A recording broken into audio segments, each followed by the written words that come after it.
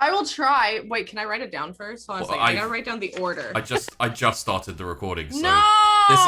this is now an expose on lying intros. How we have a script for the intro. I mean, I don't have a script. That's the thing. So Yeah, hi everybody, welcome to today's episode of our Vampire the Masquerade 5th edition tabletop RPG game, Sunkissed. Currently live on the Wandering Inn, but not live for you because you're watching it on YouTube. Yeah, you are. Except for the people watching it live currently. Except for the people watching it live currently, yes. Yeah. So this is too big brain for me right now. It's all right. So anyways, today is our 48th episode. We're almost at 50 episodes, which is insane. Yeah. I mean, we've been together for quite a while now. I mean, this is kind of bonkers. Most of us. But most of us, yeah. Tess came later. Tess came later, but you know, she was an excellent addition to the crew, and we're very happy to have her, of course, and we're happy to have her back because she wasn't here last week. So here we go. We'll start off with some introductions before we get into a recap. Let's start off with the lovely Chrys, aka Tashnar. Hello. Hello, I am Tashnar, as the lovely OMG Vandy just said. This week I was practicing for a tournament on the Xbox channel. I didn't win, but I didn't come last. And that's good. And then I started a Subnautica hardcore save because I'm a masochist. And we are ramping up towards Subnautica Below Zero coming out on the 14th of May, so I need to be emotionally prepared for swimming all the time and being chased by sharks. So that's what I'm doing. Chrys is maybe gonna go on a date. I don't know. Apparently so. I'm suspicious, but she's not suspicious. Well, we'll have to see how that plays out, especially because the date is happening at my club. But anyway, let's talk to Nahari, our resident party girl, and well, you know, you own a club. Yeah, but I'm like the party manager. Who also goes to parties. It's not about me. Okay. This is about Tess Aquila, sure, aka Nahari. Yes. Hi, I'm Tess or Tessica, Tessa or Tessica. You guys are all amazing and I love you. And I missed the last 2 weeks due to dental stuff, but I am done with dental stuff for at least a year, hopefully 2, hopefully longer. And yeah, so I'm just really happy to be back. I missed it. It was good. Yay! Well, we missed you, and we're happy to have you back. Oh yeah. I will introduce myself because then I will pass it off to Sheepdog. But hi, I'm Vandy. I play Tess, who is going on a date today as well. Mm-hmm. And when I'm not here, you can find me on my own channel on Wednesdays and Fridays playing Among Us with friends. And also, I have started my Subnautica Below Zero playthrough, which I only decided to do because I'm playing like once or twice a week. So it's going to be a slow crawl towards the end. We'll see. But yeah, Tash, we're going to have a lot to I'm so talk excited. about. It's so good so far. Okay. Like, anyway, I've played for like maybe like 3 hours. It's not that bad. But anyway, you can also find me on Roll For It on Sundays sometimes. But not anymore for the next 4 weeks because I'm only there for like 2 weeks at a time. But anyway, yeah. Sheepy. Can I say I forgot to mention it because I'm a terrible human being and I don't know what day it is because I think it's Tuesday. I'm on Sunday. I'm on Ascension on Roll For It for the next 2 Thursdays, playing my character that hasn't been announced. So yeah, I'm super excited. Starts this Thursday, by the way, everyone. This Thursday is in, like, if you're watching on YouTube, it's in 2 days on Roll For It. So nervous and excited for some D&D. How long does that run for? D&D 5e?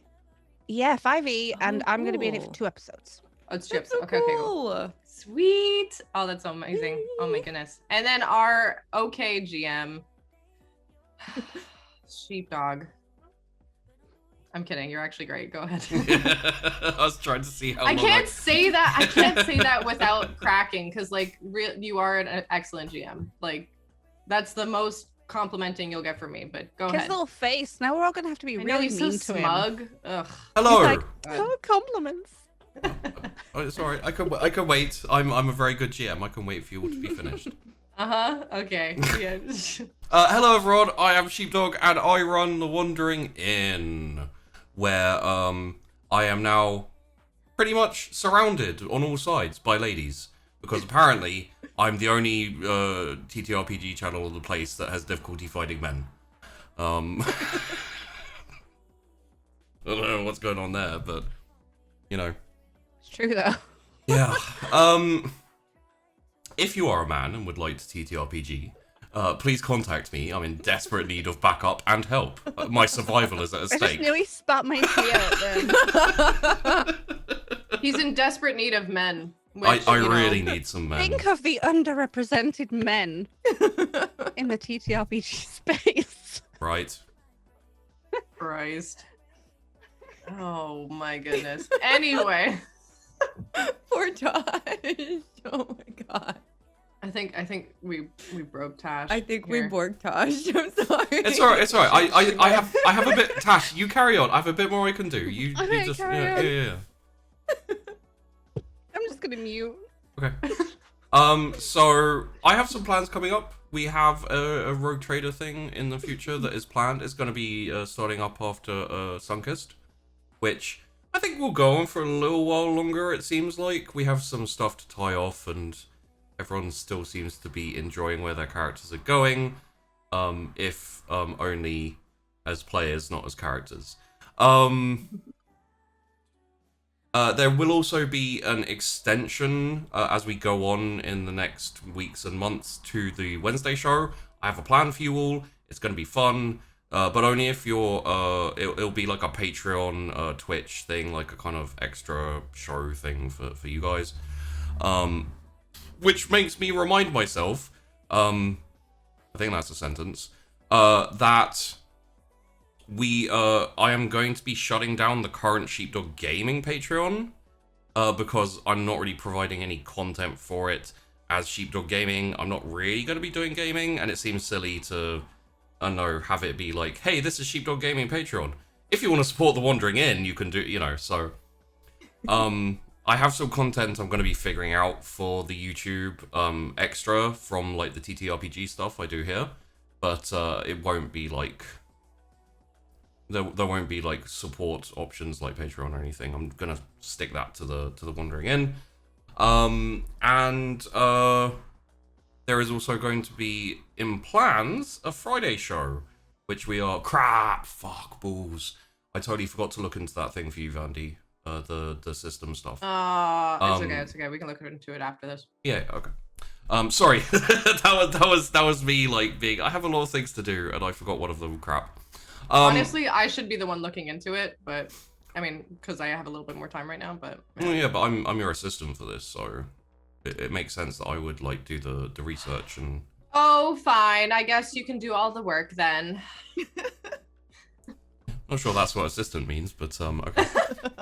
Pretty sure that is the job description. Yeah, no, it is. Yeah.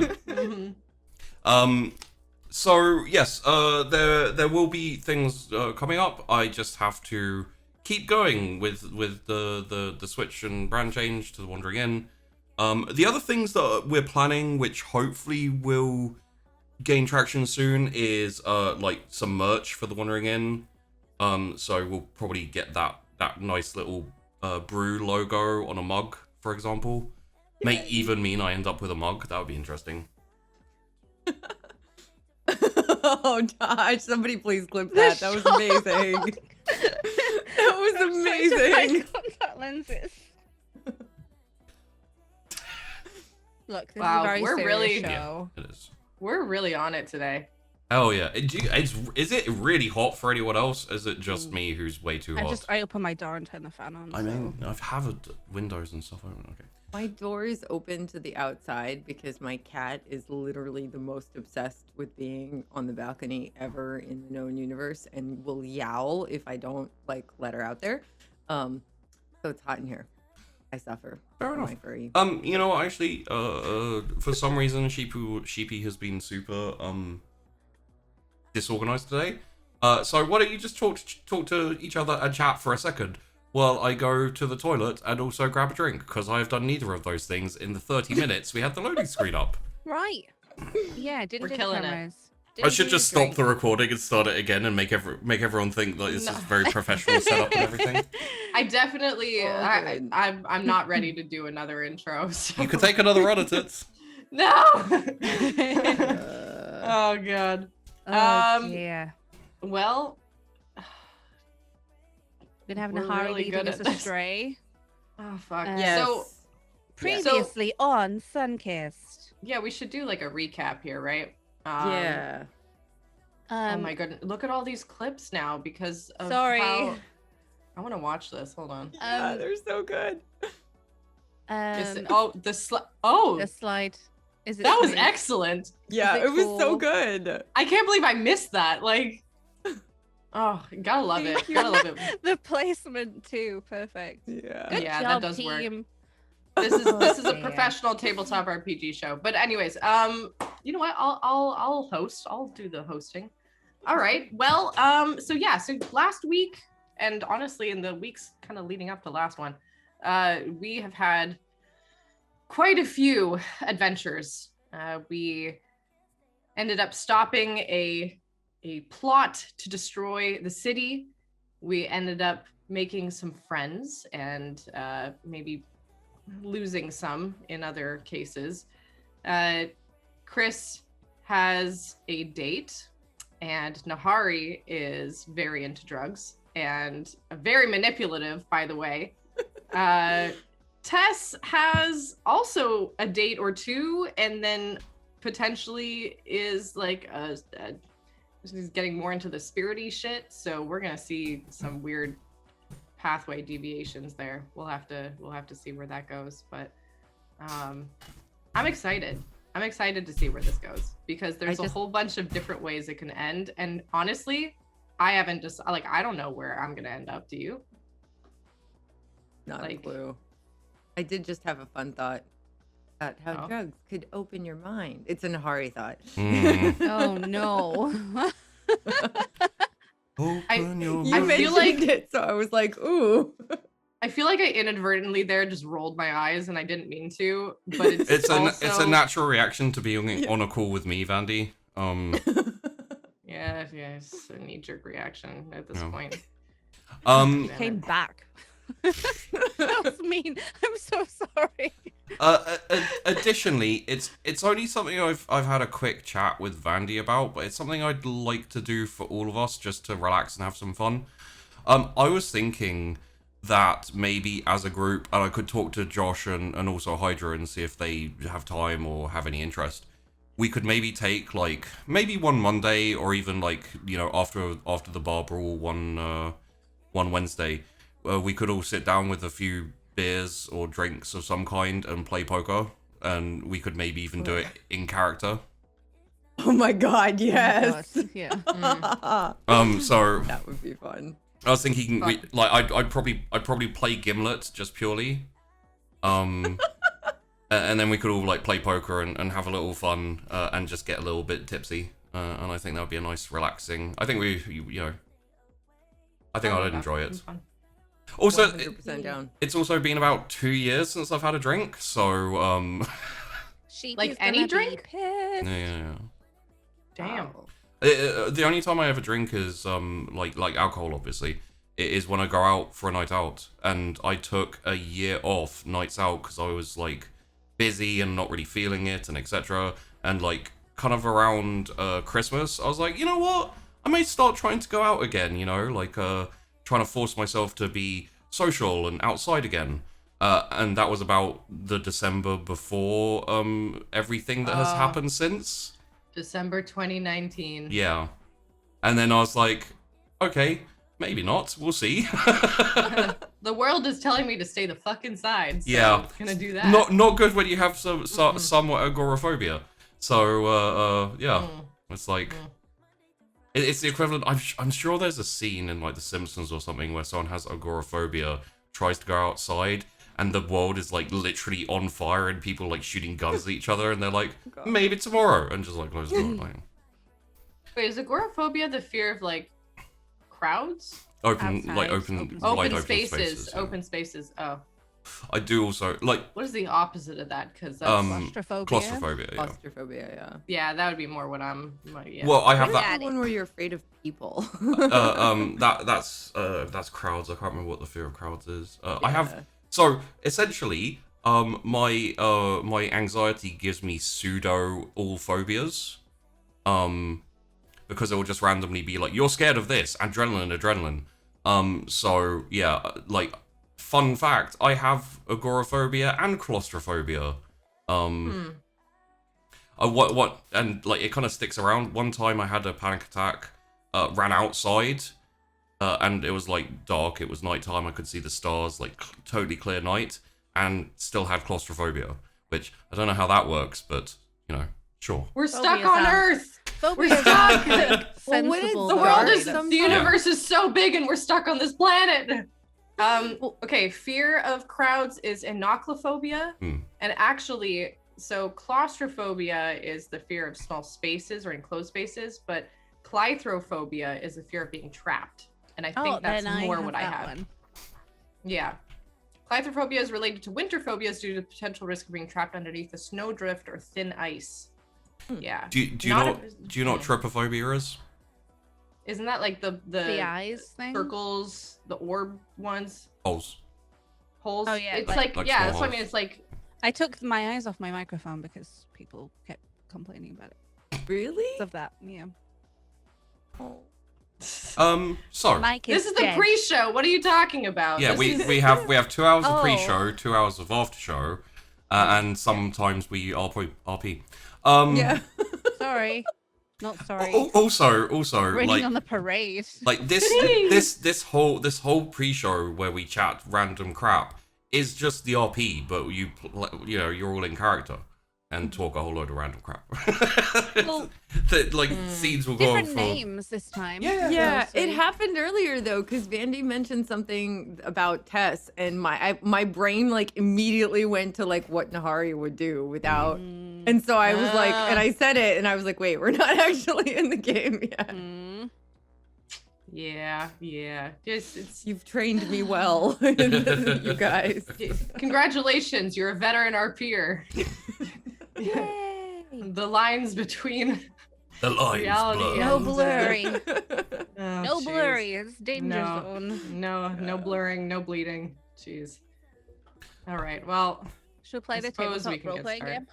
Yeah. we should. So, not last week, but the week before on Sunkist. Just very quickly for everyone who missed it, who noticed that it wasn't on last week. I had my first vaccine jab, and I hadn't slept, and I was like it was on Tuesday, so it's the day after Sunkist. But I was like, I should just cancel the show and just sleep properly, because otherwise I'm gonna get like 2 hours sleep and feel like crap. And fear of needles, and, like, lovely phobias. That's actually a legitimate one though. Like, I've always had a fear of needles and sharks. So Sharks, really? Yeah, Yeah. he's got a shot. They're just sea puppies. really, I Yeah. don't know. They What do can you be mean very it- scary. there just are giant babies, there are but- 2 beings in existence that survived a nuclear meteor strike on Earth. Sharks and crocodiles. Don't go near either of them. They're killing machines and they can't be And killed. cockroaches. No. Yeah, and no. those are disgusting. I don't. Cockroaches Whoa, are you calling gross. sharks? Yeah, but I don't think disgusting? We're gonna cockroaches have to- were. No, I actually were like around sharks and I love Were they? crocodiles. Oh, Crocodiles are awesome. I have like a little lizard that looks like a crocodile, except it's yellow. I love them. I love reptiles. Cockroaches, I am more afraid of than sharks. Damn it, shut up. Cockroaches. This. I didn't say anything.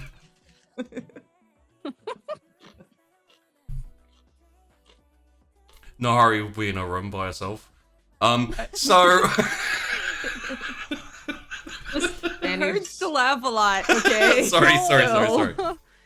So Yeah. yeah, last time on Sunkist, we had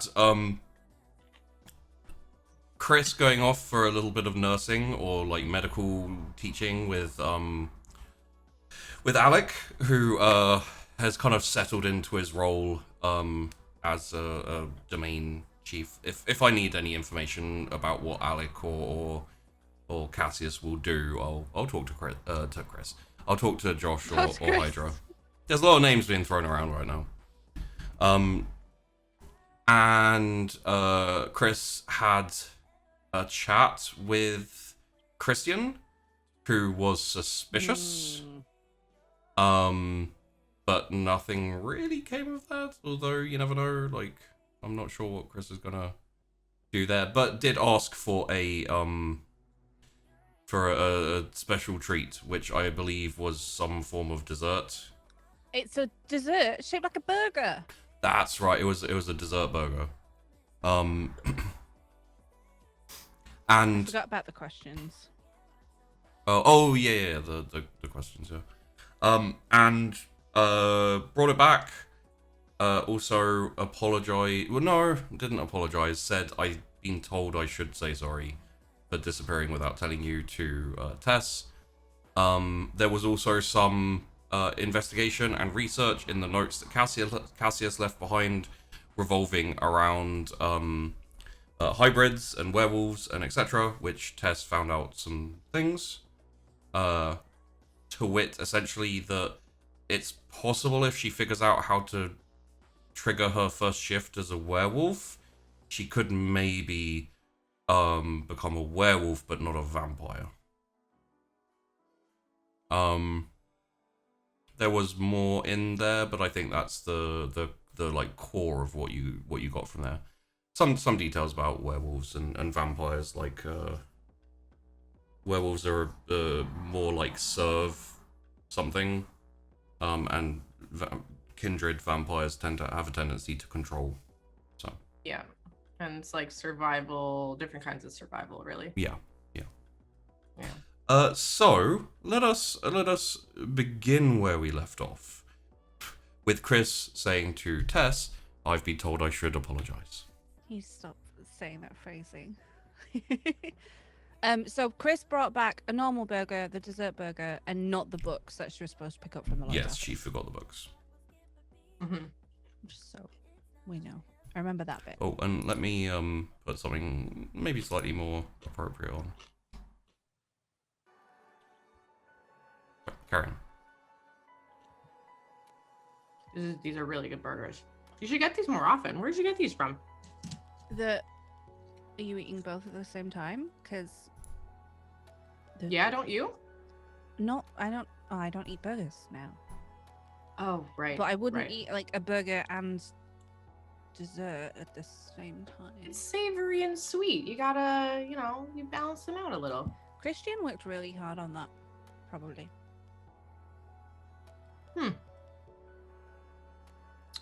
What are the chances you think Alec would like me to borrow him? Just to like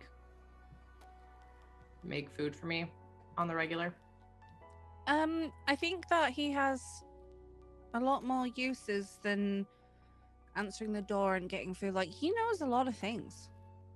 Like that he shouldn't have access to, really, actually. Such as my name, which was supposed to be like wiped. like your full name? Mm-hmm. Do you have a middle name? No. Would you say that even if you did have a middle name? Yes. Thought we were friends, Chrys. We're getting off topic. Question: does I think Chris doesn't have a middle name. no, I was gonna ask. Does Tess knows Chris's full name, right? I think so, yeah. It came up a long it's time come up ago. before. Okay, just But checking. she's always been a little bit like. Yeah. She won't say it just because she knows like Chrys hates it. Unless she's like really mad at her, which still mad at her, not that mad, Mm-hmm. So I don't know how he got the info, and he was a little bit cagey. But Alex said he could ask and see if we could use some help, because really we get broken into a lot, to be honest, Tess. If you noticed, it's a bit. Yeah. I know we're supposed to have a security system, but there's it happened. Wasn't often. Eli our security system? And but have he- you seen Eli recently?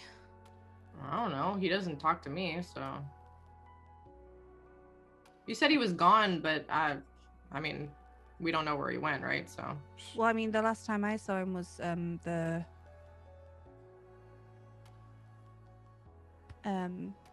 night where yeah, afterwards you ran away and night then thing, didn't tell anyone that you disappeared?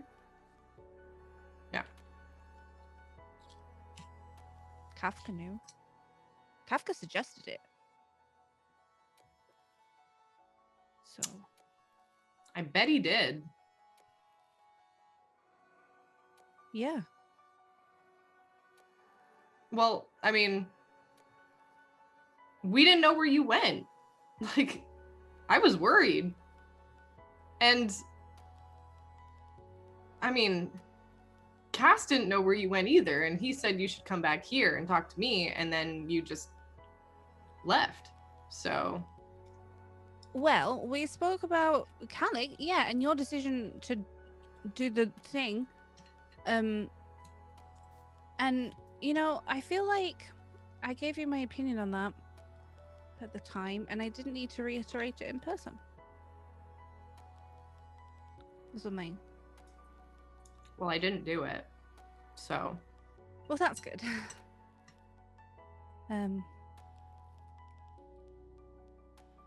Yay?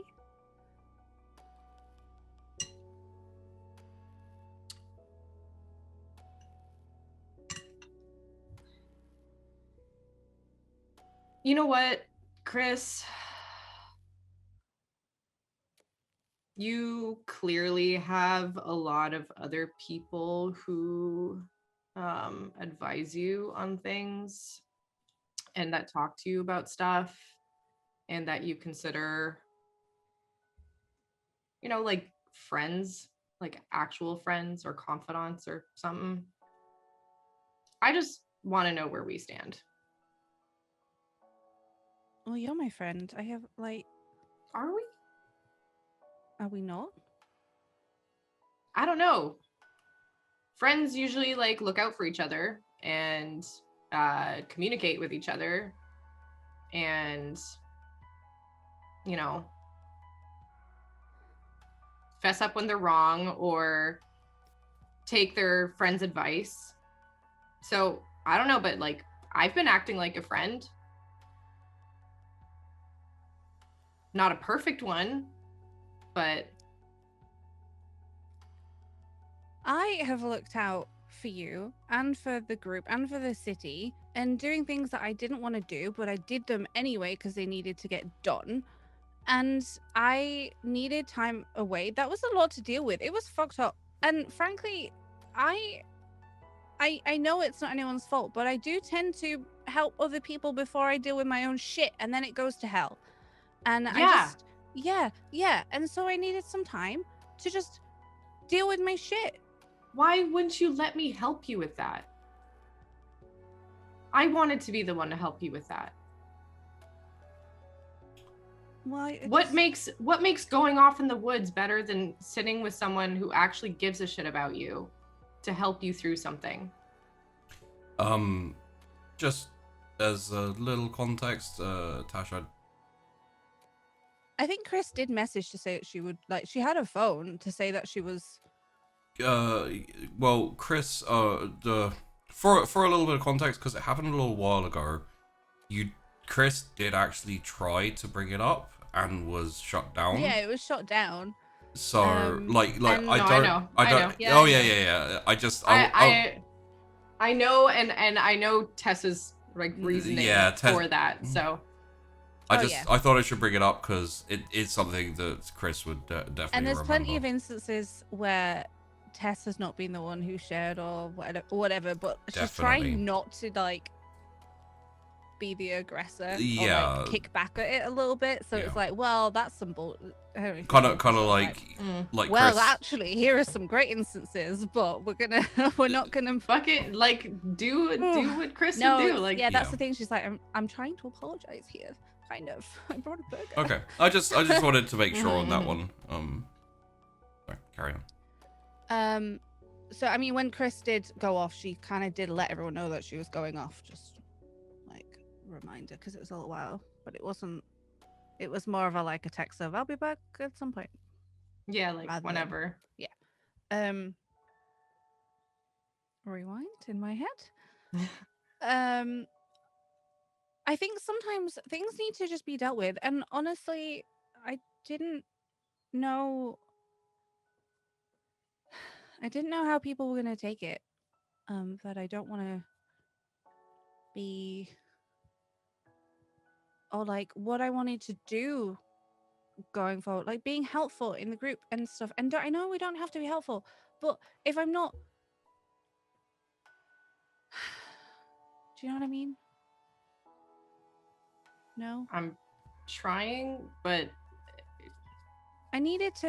I know you don't want to fight. I know you don't want to put your fist through somebody's face again, okay? Like, and I get that.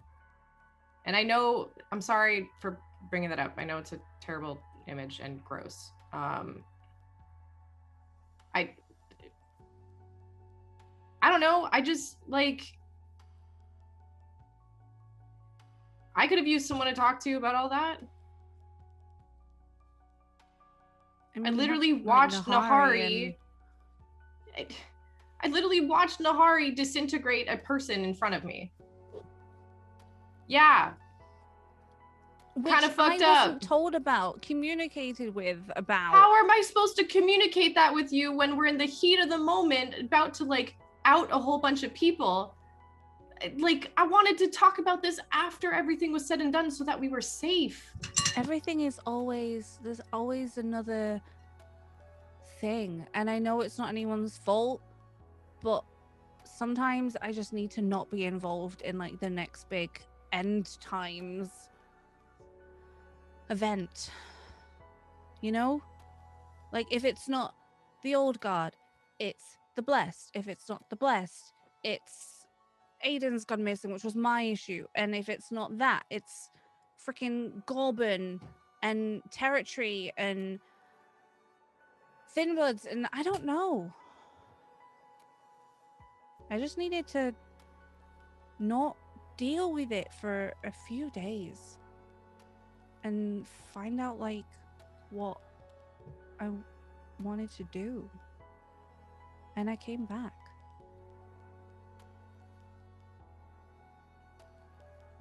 What if I could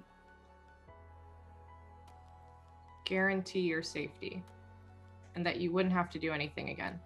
If there was a way. It's not necessarily my safety that's the problem, which is a problem. Well, You whose know? safety is the problem? Well, you and Cass and Nahari and my friends and Aiden and you know, it's not just me that I'm thinking of when I think of how things are going down. I just don't want to. And how would you guarantee safety anyway? I don't know. I don't know. I'm trying to.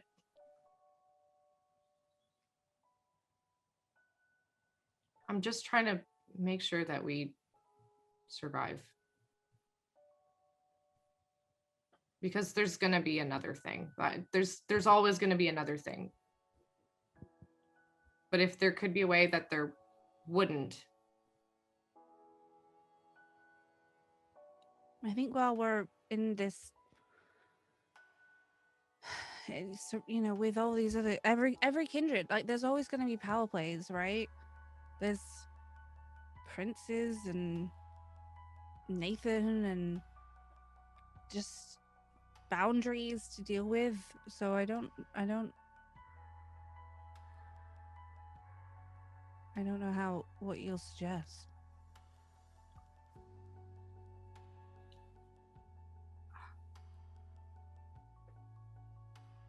I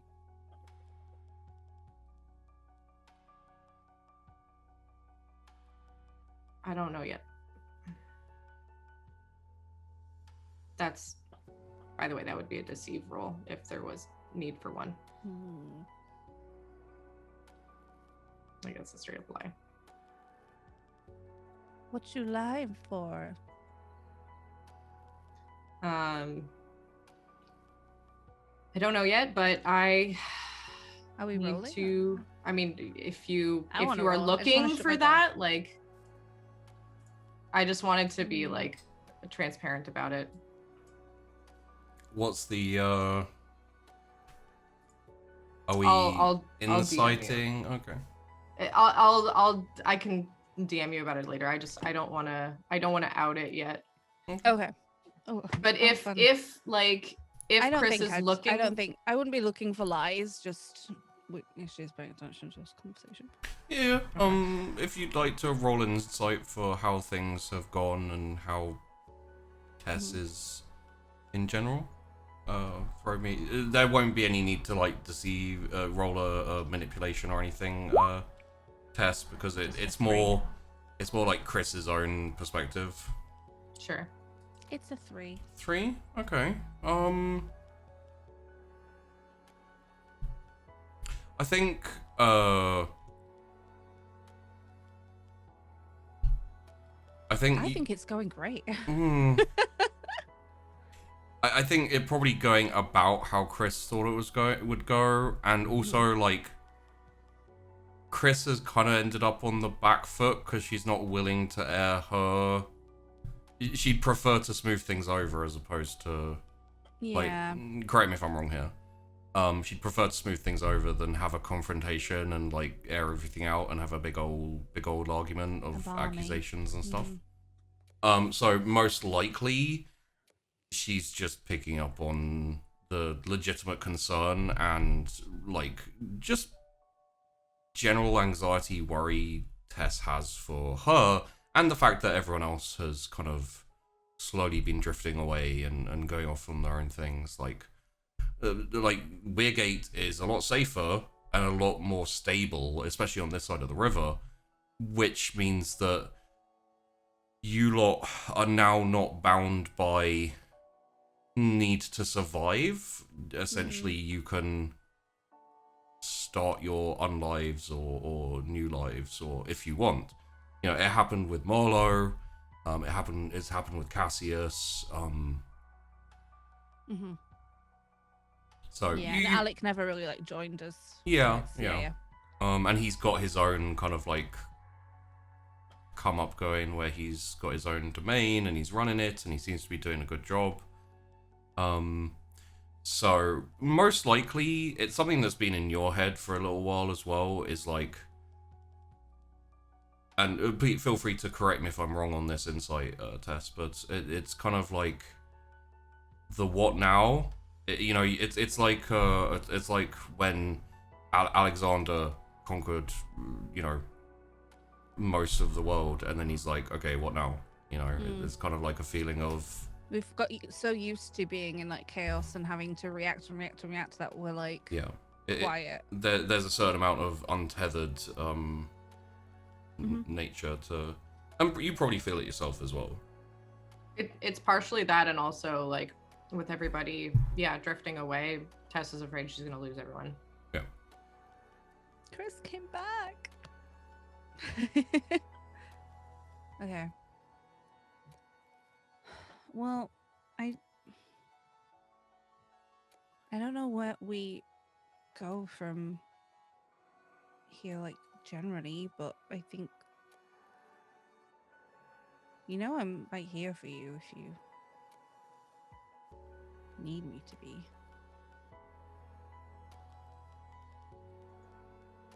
I mean, I want you to be here, but I also know you have like other stuff you want to do, and I don't know. I just, like I said, like Mac or Marlowe or whoever it was left, and then Cass left. I've ruined everything. Sorry. Wait, what? Why? How? What? Who? What? I've just disappeared my camera. Carry on. Oh. Sorry. Scared me so much. Everything's still in place, so I don't think it actually messed anything Sorry. Marlowe left. Also, left. Tess, just roll me an insight yourself, please. Sure.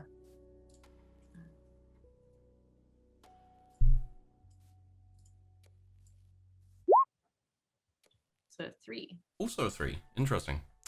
I would say that as you're saying this, maybe you are thinking about Chrys and the conversation you're having now, and also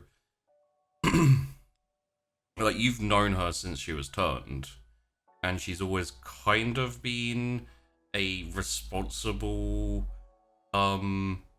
person who like defers their own problems sometimes because she doesn't want to deal with them. You can't think of anything she's ever expressed on what she actually wants to do. Like she's never had a big goal or like some kind of, for you, for Cassius, for Nahari, you've always had these like clear goals where regardless of right or wrong or good or bad, you had things that you wanted to do. Chrys has kind of been supporting everyone else from behind the scenes and helping them with the things they wanted to do. She's never actually said like I want to, or aside from with Aiden, and basically making sure he's okay and his sister's okay, etc. That went great.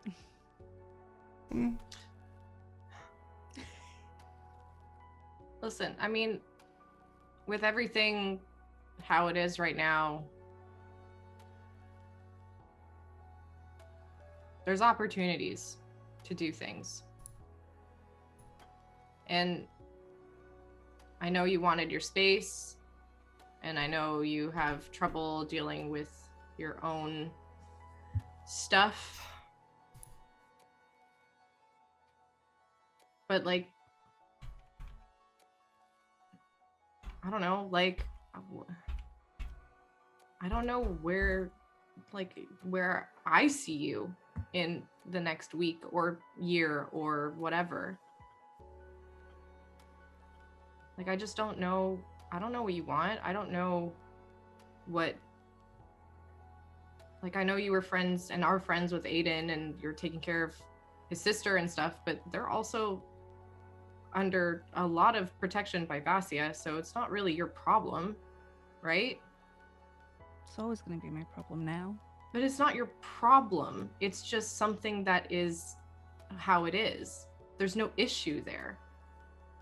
There's nothing to solve. Only because I can't solve it now, but he's always going to be my problem now that we're always. It's my fault. It's not your fault. If anything, it's Vassia's fault. And who ended up bringing him to his attention? And who ended up being in Vassia's attention? And why I'm here anyway?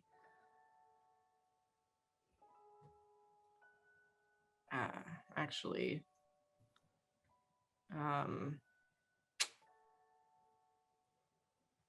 so yeah, your friend might be actually my fault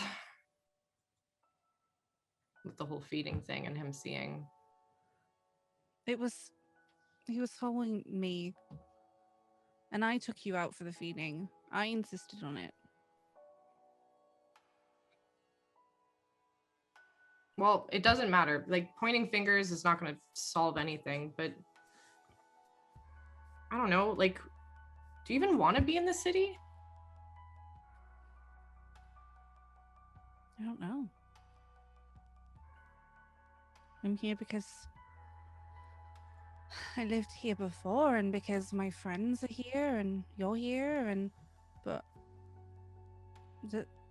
now it's safe. Like, what? It's just you guys. You know? So now what? Now I guess I figure out what I want to do. If I'm not gonna be the muscle of the operation. And it's not as if Kindred really need healing, so my little nursing stint isn't gonna be effective with Alec. Like, I don't know what I'm going to do for the rest of my own life. I mean, you've got your club, and you've got Nahari, and you've got your friends, and you've got Castor, and you've got Gimlet, and you've got your businesses, and I've got And you. I've got you.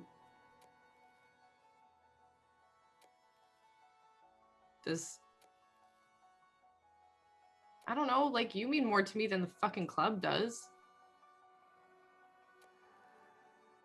But, I mean, it's not like it matters, so. It does matter to me.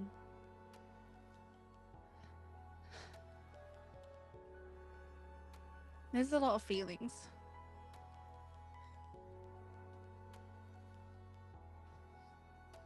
Just figure out what you want and then let me know, and then if I can help you, I will. Thank you.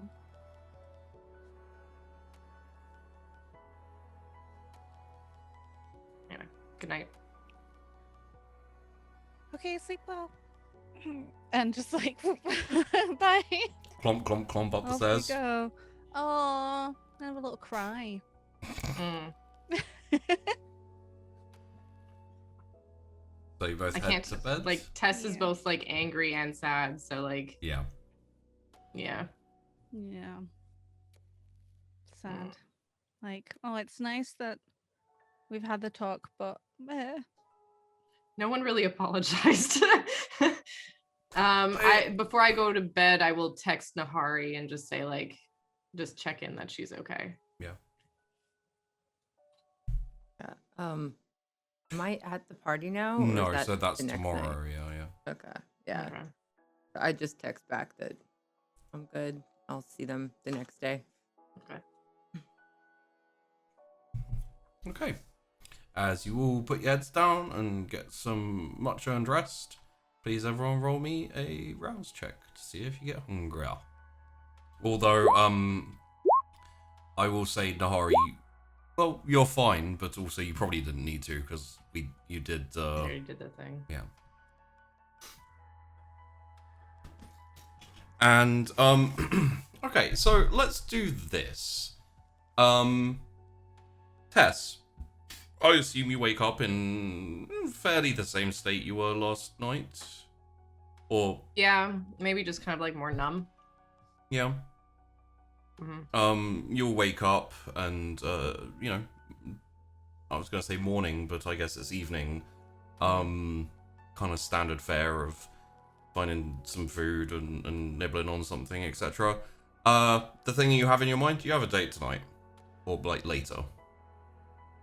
I Yeah. don't know how you feel about that, given the tumultuous last night, so... I mean, it's kind of something she's like, yeah, I'll deal with it a Yeah. little later.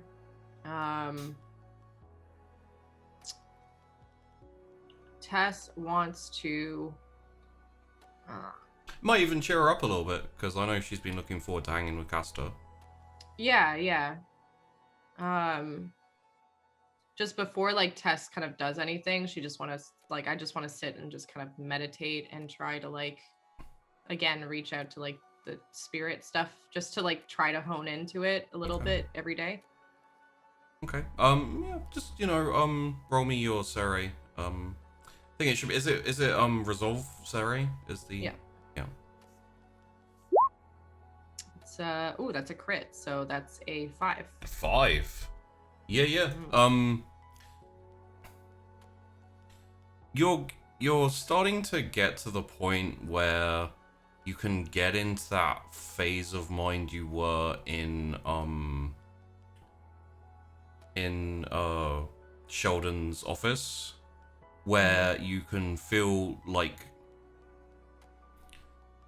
it's almost like a mental shove, where you kind of like almost detach yourself from yourself. It's like, it's a weird thing to say, but it makes sense in your head. And actually, you realize that the dream you had where With the crane and the turtle. yeah, that was probably not a dream. That was more likely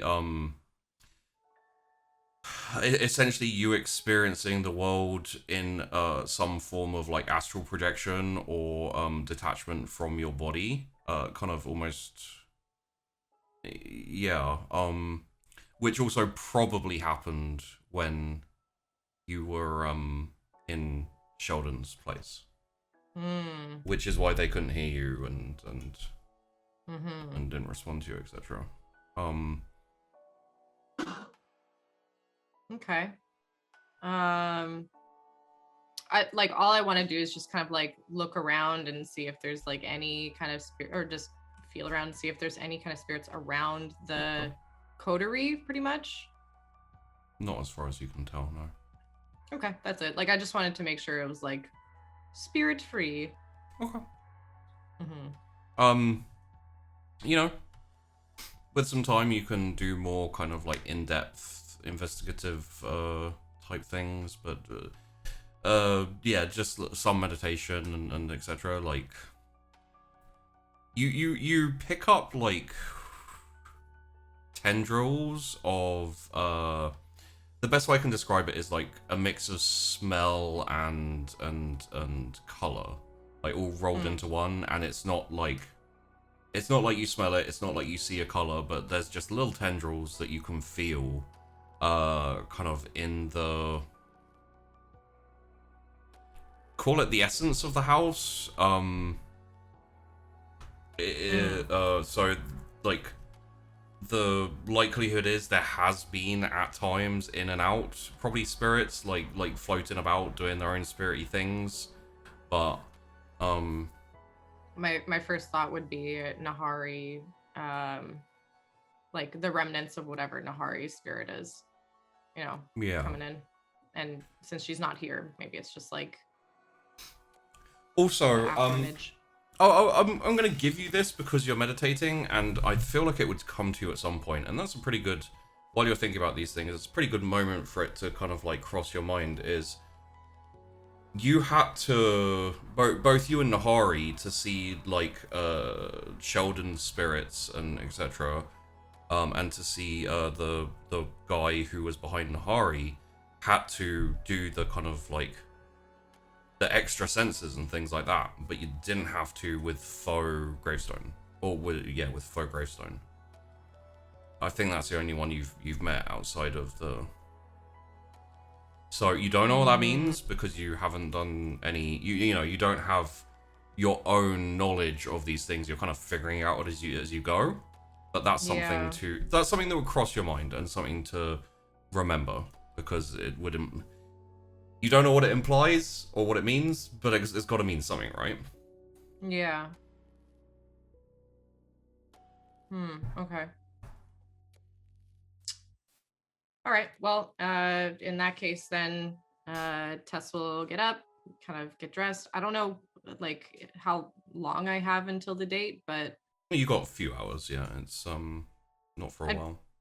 I'd probably just like, you know, go through the book that Winnie wrote, like the theory one, and just kind of see if there's any kind of potential spirity stuff in there. And if not, then I don't think there is actually when I was looking through it. Not really. It's more about werewolves and like the knowledge Kindred have of them. As far as you're aware, Winnie never really delved into spirity type things. So I think what I might do then is see if I can find some kind of like spirity book or whatever. I don't know if my first instinct would be to go to oh my gosh, to the office and ask and see if we can get anything there, or to go to another like bookshop or something. But yeah, maybe I'll head to the office just to see, because I think Cass's books are still there anyway, right? So yes. Okay. Yeah. Okay.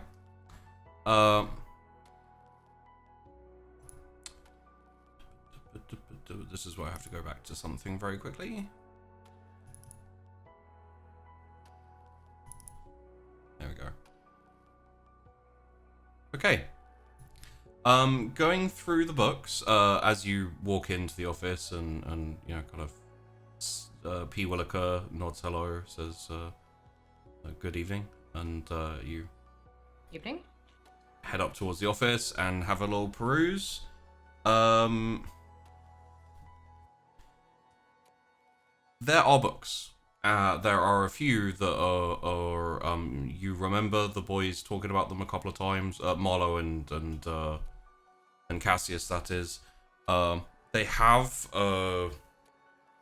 they're kind of separate from the standard books that make up the library now, and they are highlighted with some translations and etc. There is the book which is called Gravestone. It's written in a language you do not recognize at all. But there is some translation. It's written by which has been translated. It's written by Morgan Le Fay.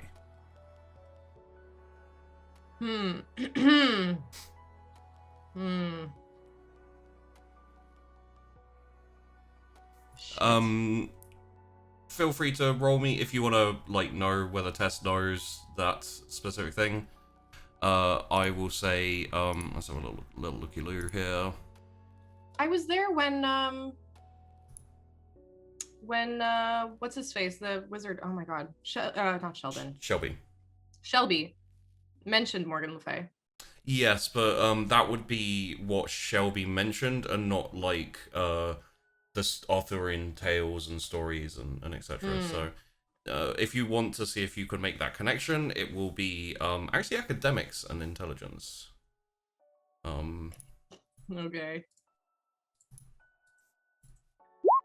It's a 1.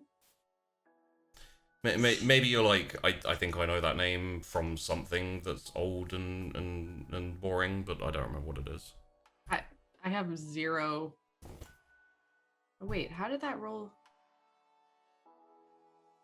Wait, what? What's up? It rolled. Academics, intelligence. Rolled 2 dice. I should have 2 dice. Yeah. It rolled 2. You got 1. You got a 10 okay. and 3. Right. Okay, cool. Never mind. Sorry. I was like, anyway. Okay. Okay, that's fine.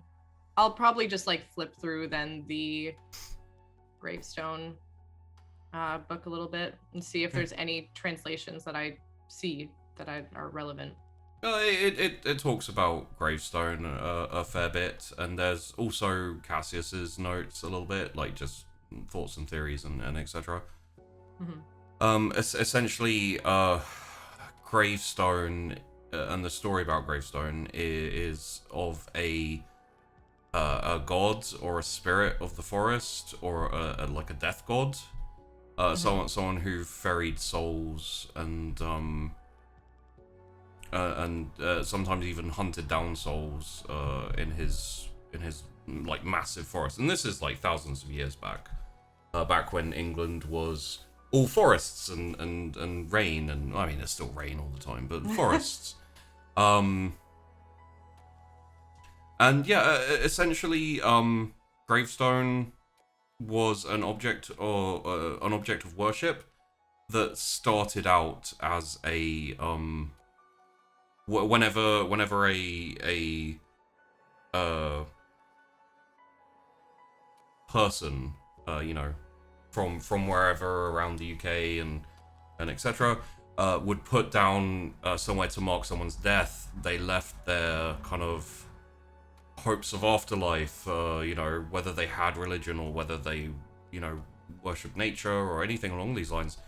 There was always that like leftover hope on all the gravestones, on all the markers for the dead, for them to be well and for them to be looked after, and you know, their spirits and everything.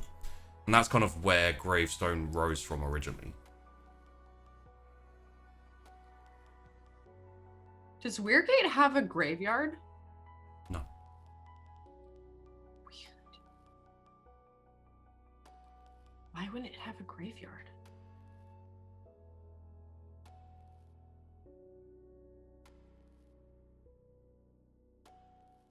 Huh. Okay, that is odd, right? Like that would strike me as odd. Okay. I'm not crazy here. I'm gonna try to look for books on old Weirgate, if there's anything. Okay. Let me just double check here. Yes. So the other ones that may interest you on a cursory glance is the scroll in ancient Greek papyri, which is essentially a book, like old papyrus scroll on spells and rituals, etc. Okay. Based around a death cult in Greece, based around a few occult things like that. It doesn't really go into the details of like its origins too much. That's mostly like in notes, kind of like this may be from XYZ. Is it fully translated? I believe that one is, yes. Okay. The main focus is the ritual and spell to open a door to the underworld. Okay.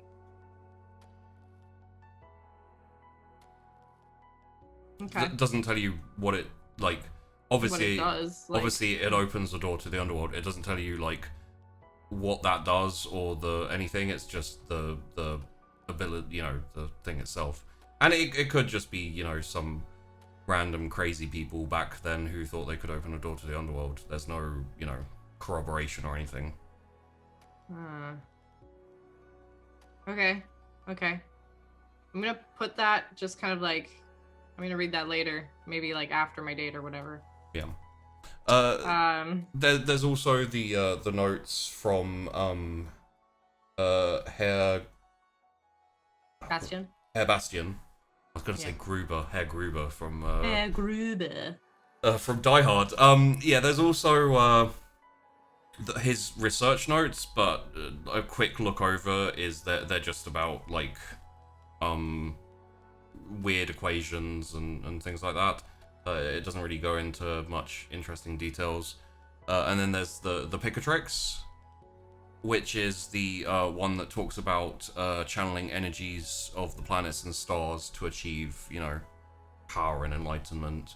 Doesn't really, there's no spirity stuff there. That's like weird magic spells and nonsense.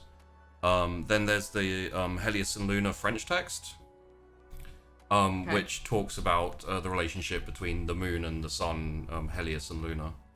And it seems to be like kind of astrological shit. That I'll put aside, like, to read. Yeah. Because that makes sense.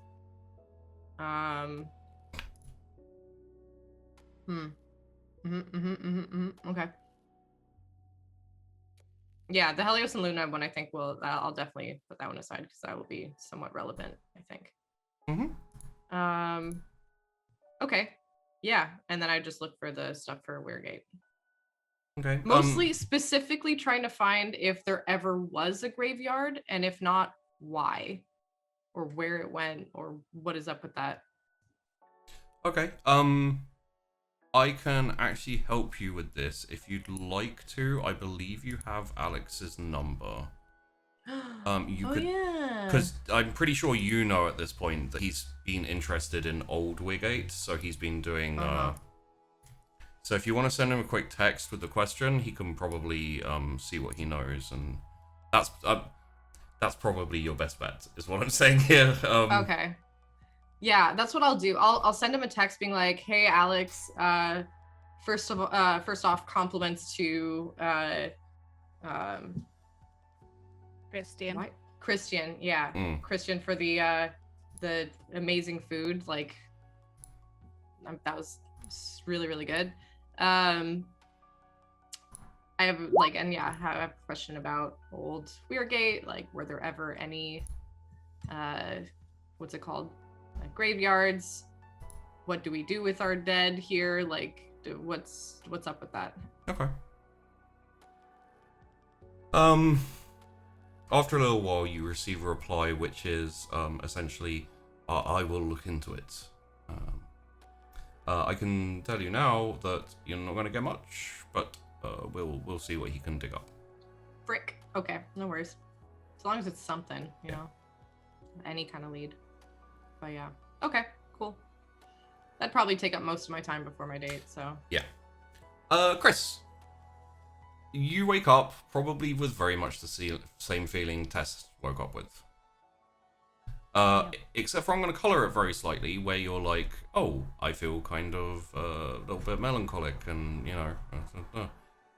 I doubt that Chrys would be, when she remembered she has a date tonight, would be particularly, as, like, lifted of spirits, probably more panicky. And I'm not gonna, you know, not gonna dictate anything to you, but I will colour... She's gonna get shouted at again. Yeah, I will colour your thoughts with, you've run away before, you know, maybe just, like... It went better than she thought. Right. And she can't really be mad at everyone if she doesn't tell them that she doesn't want to do things. Yeah. It's the thought for now. Okay. But we're also several hours away from the date. Right. So as it gets closer... I just wanted to put that out there, that it would totally cross Chris's mind, running away as an option. Yeah, it's just that's the problem this time. That's what caused the issue. Yep. So it's like, can't run away to solve the issue of me previously running away. I mean, I could, but it's not likely to work out well. So, no, we're not going to do that. Okay. We're not going to do that today. I think Chrys is going to head out and see, maybe we need to try do something practical, distraction-y, but practical. So, like, we've mentioned Eli last night. No one's seen him. Like, she thought that they would have seen him in the week that she was away. Yeah. And obviously Celine and Cabra are gone now. So she's gonna probably head over, like, you know, get ready and get changed and head over to the club and try and talk to Gimlet about what has been going on, like, security-wise. Okay. For everywhere, because he seems to be the go-to. What's the because you're getting ready for the later, right? Yeah. So what's the dress up? Where's the dress up going here? She really wants this to go well. And Leah said that she should have worn a dress last time, so she's gonna wear a dress this time. Okay. It's the plan. It's the plan. That's the plan. Just something like, it's not outrageous. It's not out of Tess's cupboard. Right. But, well, in that case, you have two choices. Right. Which are both dresses that Tess got for you. Yeah. Which is the kind of more I think one of them is the like, it's like not ballerina, but you know, it's got that kind of like frilly pinkiness. We're not going for that today. What was the other one? God, I can't remember now. Tess, Pretty close sure it was it. like a fairly reasonable. It was a fairly reasonable dress. It wasn't like. It was early on. I remember. Mm.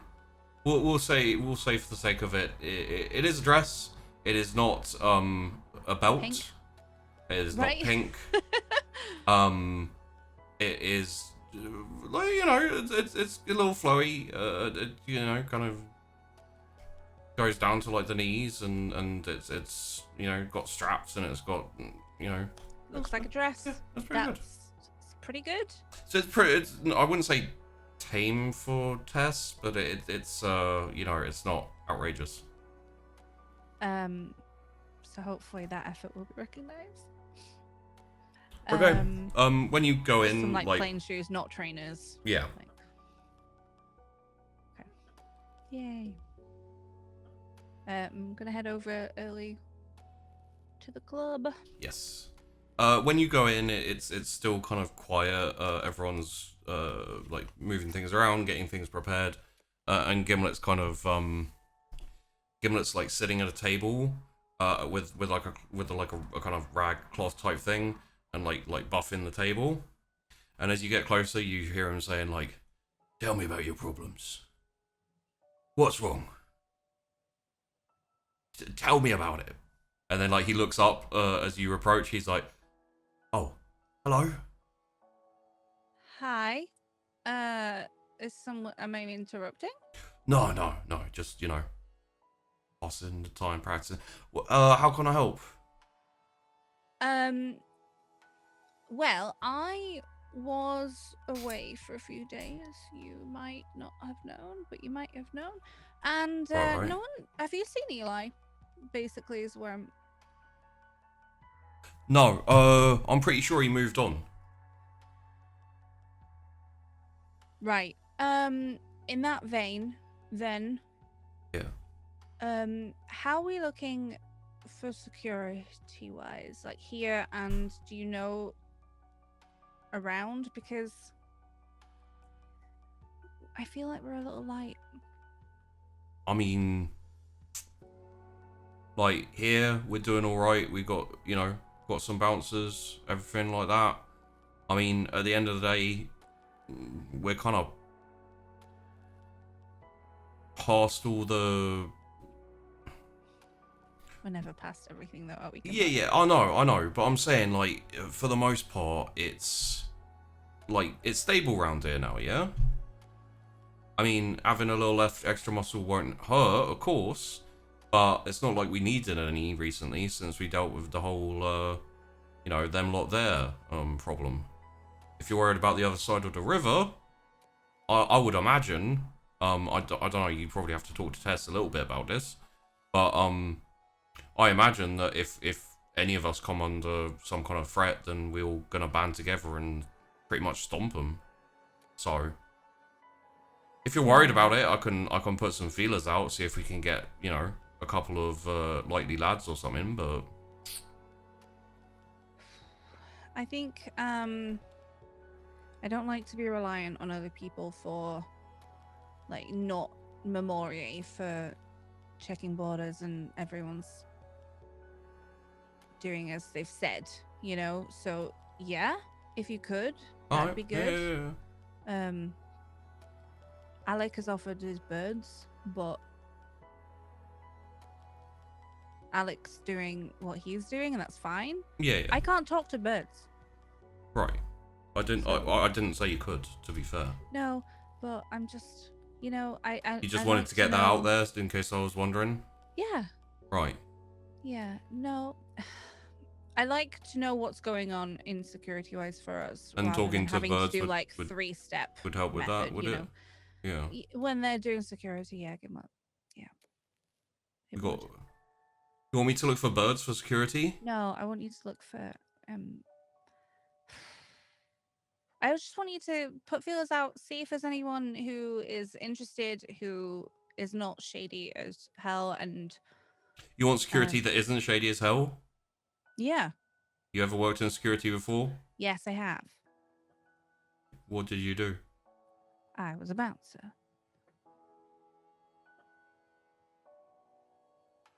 Are you lying? No, she has, remember? Really? Yeah. Okay. It's in the nuts. I was like, that sounds right, but I'm not 100% sure on that. It is. Okay. So that would be great. Right. Thanks. And I'll speak to Tess. How what?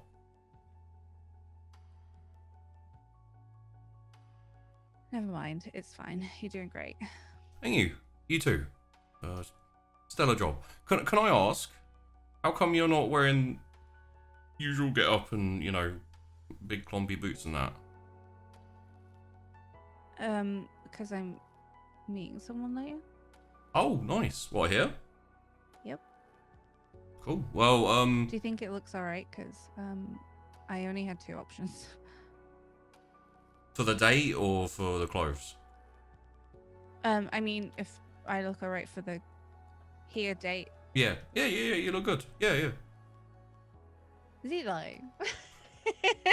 Roll an insight.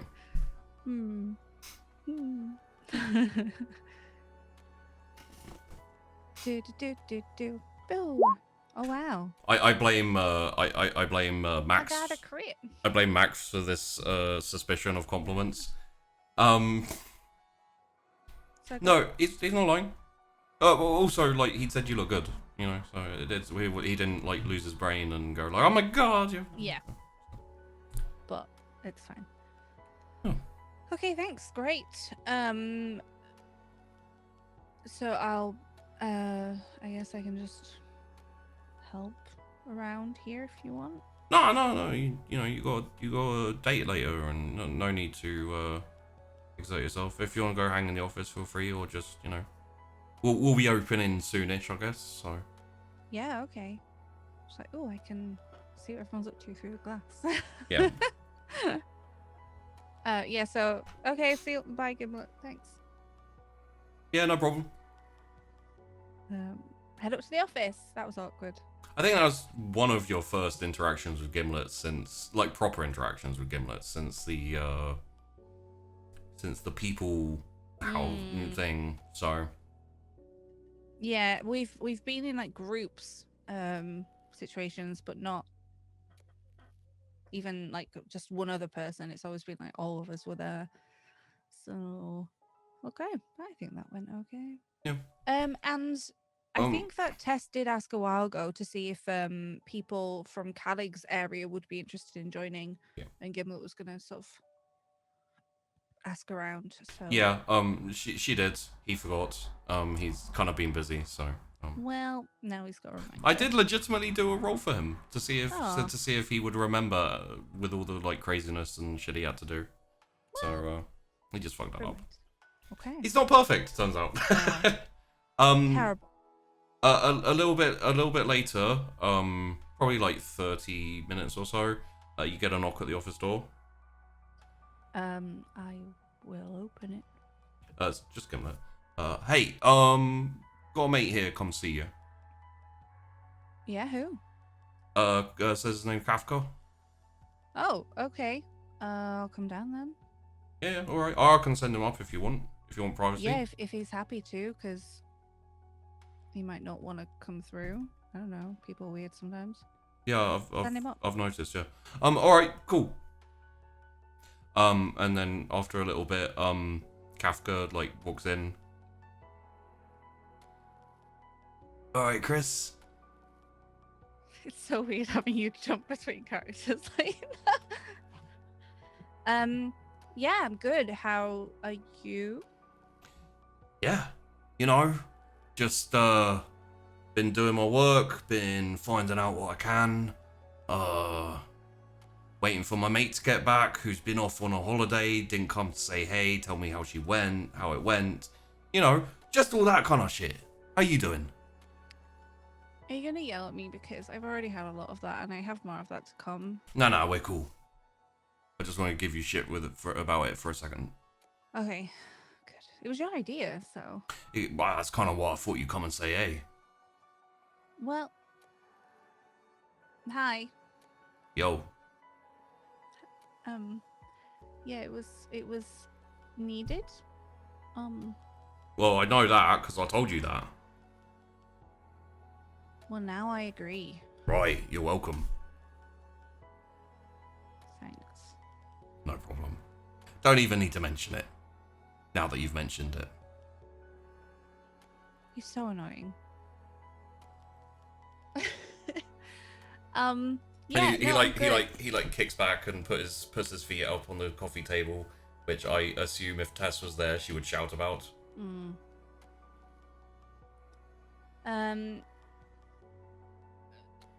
So it was really empty up there when I was there, but come back and got yelled at and Right, yeah.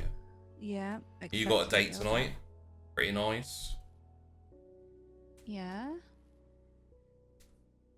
Do you know about that? Wouldn't mention it if I didn't know about it, would I? Well, I thought it was because I'm not. Because I'm. Never mind. How do you? Okay. Oh, how do you guys know everything? It's so annoying. How Why do are you? interested? What? Why? I mean, like, why? Why am I mentioning it? Yeah. Because I know, and I thought you might want to talk about it before it happens. Yeah, I'm really stressed. Yeah. So, question, answer. There you go. Okay. Yeah. Yeah, so I messaged her when I was reminded that I should probably tell people before I disappear for a week. After you disappeared for a week, yeah. After I disappeared for a week, Yeah. that I was back and it'd be great to catch up.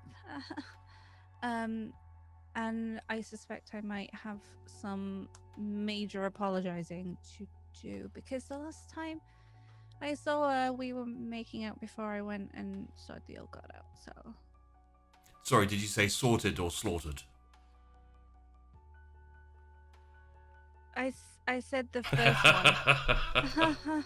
It was horrible, Kafka. It's not a joke. I mean, if you can't look back and laugh. Not really. My hand went through her face. Right. It was gooey and disgusting. Right. So not super fun. Not super fun, but at the same time means that hundreds, thousands, maybe tens of thousands of people aren't dead now. So, yay you. I think you did a good thing. Still gross though. Right, still gross though, but ultimately, maybe a sacrifice you could pay.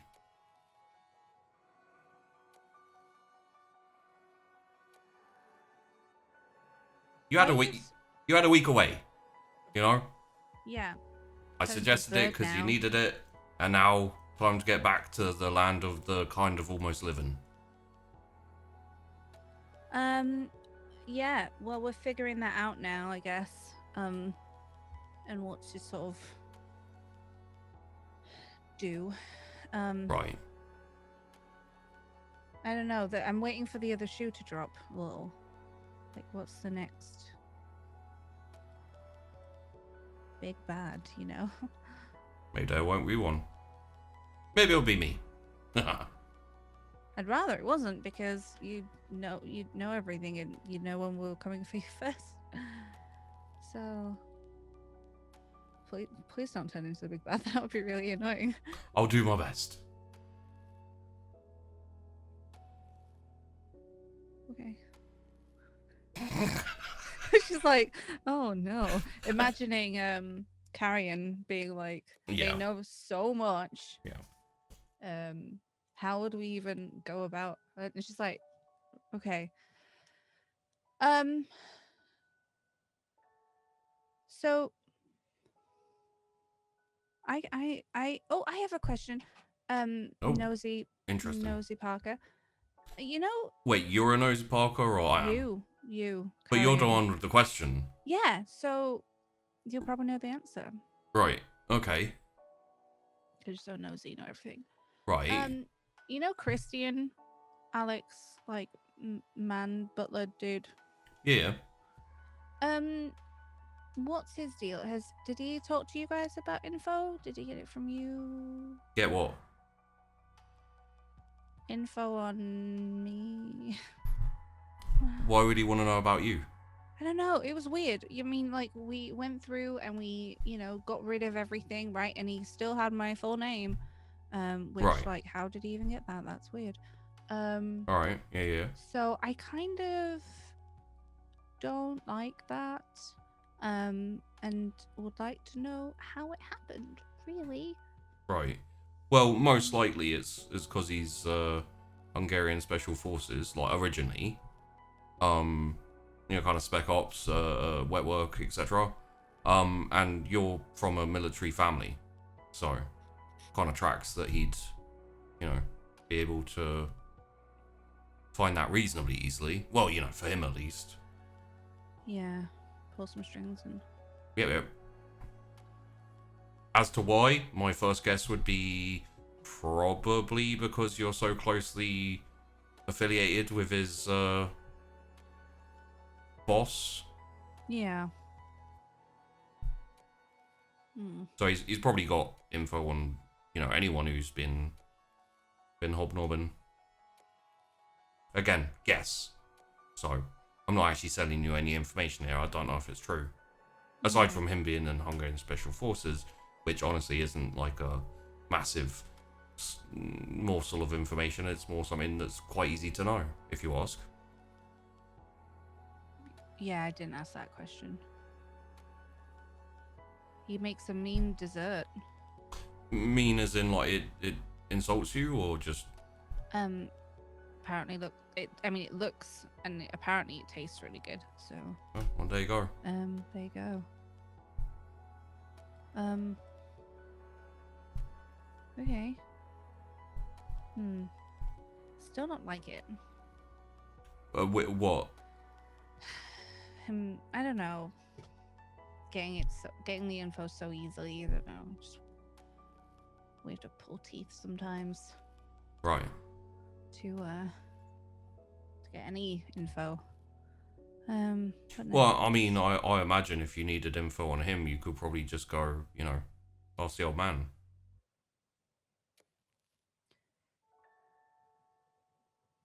Alec? Your dad? I know. Yeah, no, I know, but like she wouldn't. But her brain went like, Alec, Vassie, Kayla, and Dad. Yeah, yeah. Who do you mean? Your dad. Or I could not. No, I'm just saying, if you want, there are channels I don't want him you can... involved in. I know you don't. All I'm saying is there's channels you can take, so you can't be annoyed just because you're not willing to take those channels. Well, I spoke to Aiden like 2 times and he got turned into a freaking kindred. Right. Because he was a threat, so I'm not gonna go speaking to my dad and hanging out with him. Absolutely. My point, however, is still the same thing, which is if you want to be grumpy and upset that he finds it so easy, you could also find it easy if you were willing to make certain sacrifices and put people in danger, which he probably also did. Priorities. Do you think my dad's in danger now? No.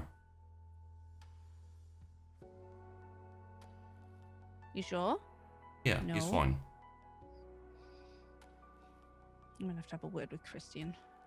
Again. Although I don't think he found me particularly threatening.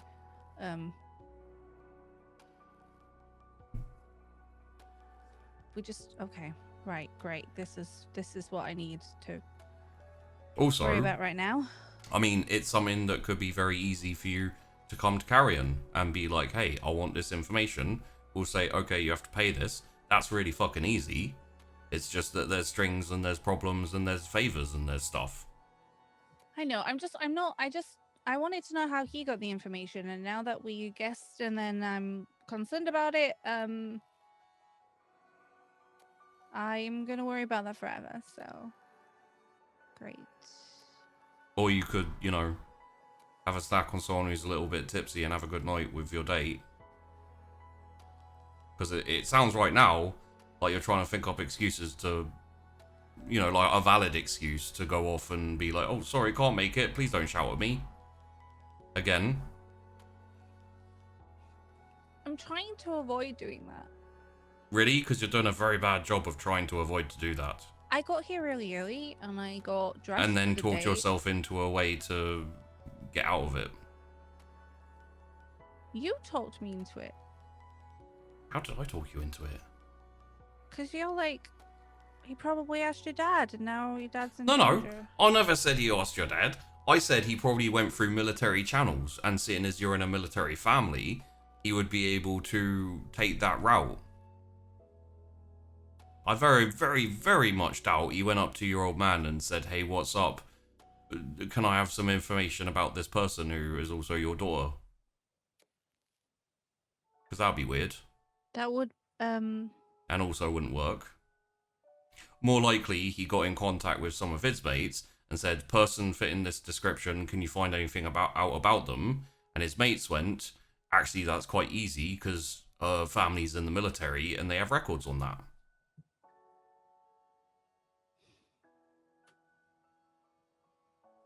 You see how the flow of information goes, and you see Well- how being overly paranoid is a Helpful? snowball that just keeps going. You might be right about the snacking. I'm also kind of hungry. Just saying. It's better to be a bit paranoid than dead. Sure. Is that not what the, gathering of all the information is for like your protection as well as like selling and stuff? I mean, no one could touch carrion if they know everything and everyone. Right. So carrion paranoia exists. Absolutely.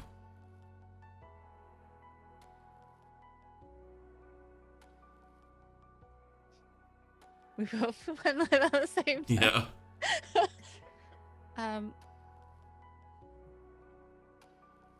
Are you trying to talk me into the date or out of the date? I'm very confused. Well, I'm just pointing out. I'm not trying to talk you into or out of anything. Essentially, I'm just pointing out that you're clearly wanting a reason to run off and be like, oh well, I couldn't have the date because Well- there's all these things that I was worried about and stuff. And oh dearie me, oh dearie my. I just don't want to be mad at me. Like, Right. don't Well, be that's really not going mad to at me. change, regardless of anything you do now. Might change. Yeah. I guess maybe if you run off for like a couple 100 years and then come back, then she may have calmed down or something. Sure. I don't know. Right. I don't know that well, but it probably wouldn't work. Probably.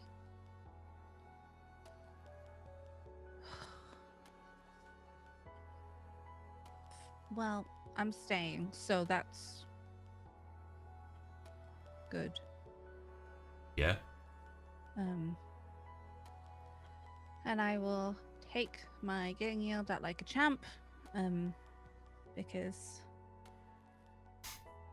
communication. Are you Oh. implying that communication is made up? I'm quoting Tess that I should communicate when I'm gonna disappear for a while, I suppose. Even though Right. it was only for a week, and I came back. I know it's pretty much completely unreasonable to expect like a message. I hear those things take like a couple of hours, I did days send a even message, yeah. actually. So What did it say? out of character, I don't remember what it said, but we did say like I'll be Yeah, back. yeah. It was basically like I'll be back or something like that. I yeah. mean, it was. I said I was going, and Right, I yeah. went, and I said I'd be back, and I came back, Exactly. which is all that you need for a message, right? I didn't have a set date, so I didn't give a set date. Yeah. Yeah. And I dealt with what I needed to deal with, sort of, and Sure. and then we're good. Sounds perfect. I don't see where the problem is, to be honest. Well, Hmm. next time I decide to exodus, Yeah, yeah. probably do need to tell them in person, so I don't get yelled at. Right. Yeah. I think that was the biggest issue there For you. for me. Yeah. And they were worried, which like I don't really know why they needed to be worried, but it was fine. They were fine. Yeah. So it'll be fine. She's not gonna be mad at me. Do you think I should get a present just in case? I think it's probably a bit late for that, to be honest. I mean, you know, what'd you get her? Nothing. No, what would you? Oh, Didn't you just say you kind of don't know her that well? I could Yeah. I don't think she eats, so I can't get her food. And then, I mean, I bought Selena a bonnet, but I really don't think she'd wear a bonnet. Right. Anything you suggest? No. I mean, I don't know. It's not really my area of expertise, to be honest. No, but you know who it is, and you Right. Yeah. you know everyone a bit, right? So. I mean, if I have to, yeah. Then it'll be okay. I don't know, like a new motorbike helmet or something. I could do that.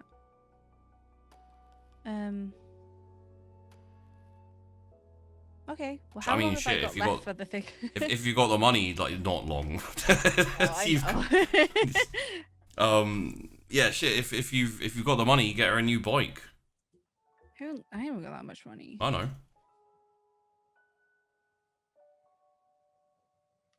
Well, maybe okay. I'll just talk to her, and I'll apologize, and then Then run away. Yeah, good then plan. run away. Yeah. Look, I've dealt with one issue, spoke to Tess, and sort of apologized. Sort of. Yeah, you know what? Let's not get into it because I feel like I'll have to have a go at you again. You're just sitting. Okay. It's fine. We're fine. We will be fine, and it's gonna go well. So that'll show you. I don't know why I'm feeling angry.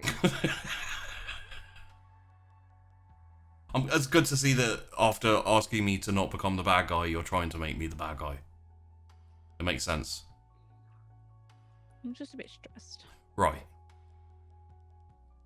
Is there anything you No, want I to was chat about today? No, I was just calling to see how you was. We always talk about me. I mean, how's Kafka? yeah, I'm good. Doing my job, looking into people, looking out at people, whatever's needed, really. It's fun. It's all right. What else? Is like, cause I don't. I only know like me as your friend. Like, no offense, I just don't know.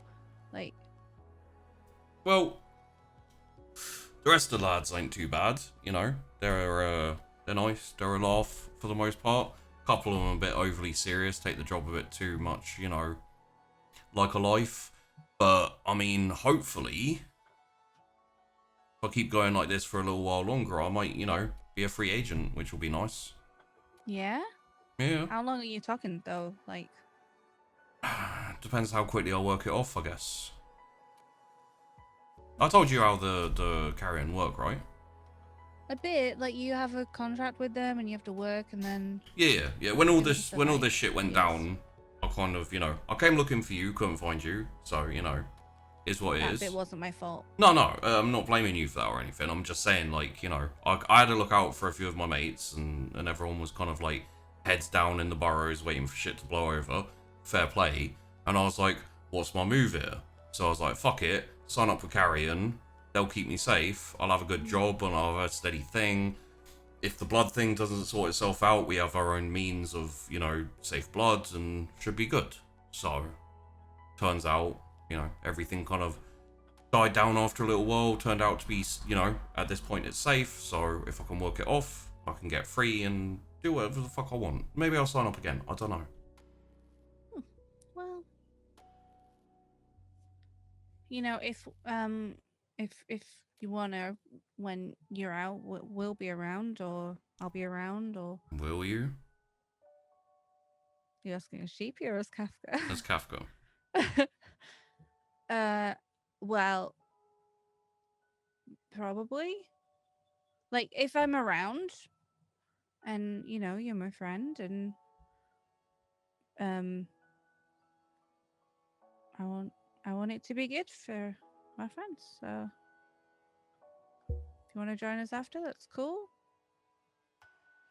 Oh, it. If not, I'm only going to be a little offended. Well, that would be a shame if I offended you, because I never do that. No. Be tragic if you did. Yeah. I don't know how we would ever reconcile you being rude to me. I'd probably almost apologise. And it would work out well. Maybe you'll bring me food.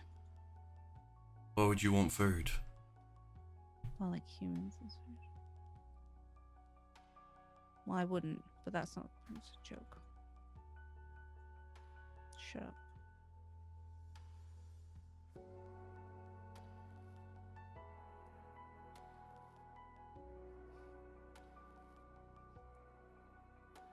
We're just gonna. Okay, look, I'm really bad at awkward silences, Kafka. I'm sorry, you told me shut up.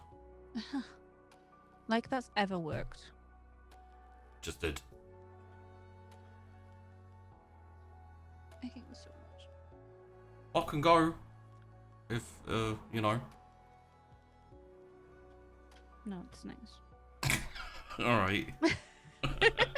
And you probably sit and chat about dumb shit for a little bit, while longer. Boy. If you like, you can roll an insight. Yeah, there's been some things discussed that I was like, I don't know if Kafka knows that. Right. But I got 4. That's pretty good actually. That's enough to know that the reason he came here was to make sure you're okay, basically. Yeah. After the whole exodus and etc. Mm-hmm. Pretty much, it was like, hey, you didn't tell me you're back. You're a dick. But it was just an excuse to be like, yo, you good now? It was one of those things that's like, we've dealt with Tess, I'm gonna deal with Leah. Yeah. I'm sure I've got to tell somebody else too. Just like send out a newsletter or something anytime she leaves, I think. Or just tell Kafka and ask him to let everyone know. Newsletter. Yeah, so we're just chilling in the office. Tess. It is getting close to that time. The time. Well, of the date. Dun dun dun. I will go back to the salon. I'm gonna get dressed. Okay. I'm gonna look hot as fuck. I mean, and then obviously. Obviously, right? I mean, that's what she does. And then I'm gonna head over. I mean, like, yeah, you put on your which dress you're going like more glam or more like party?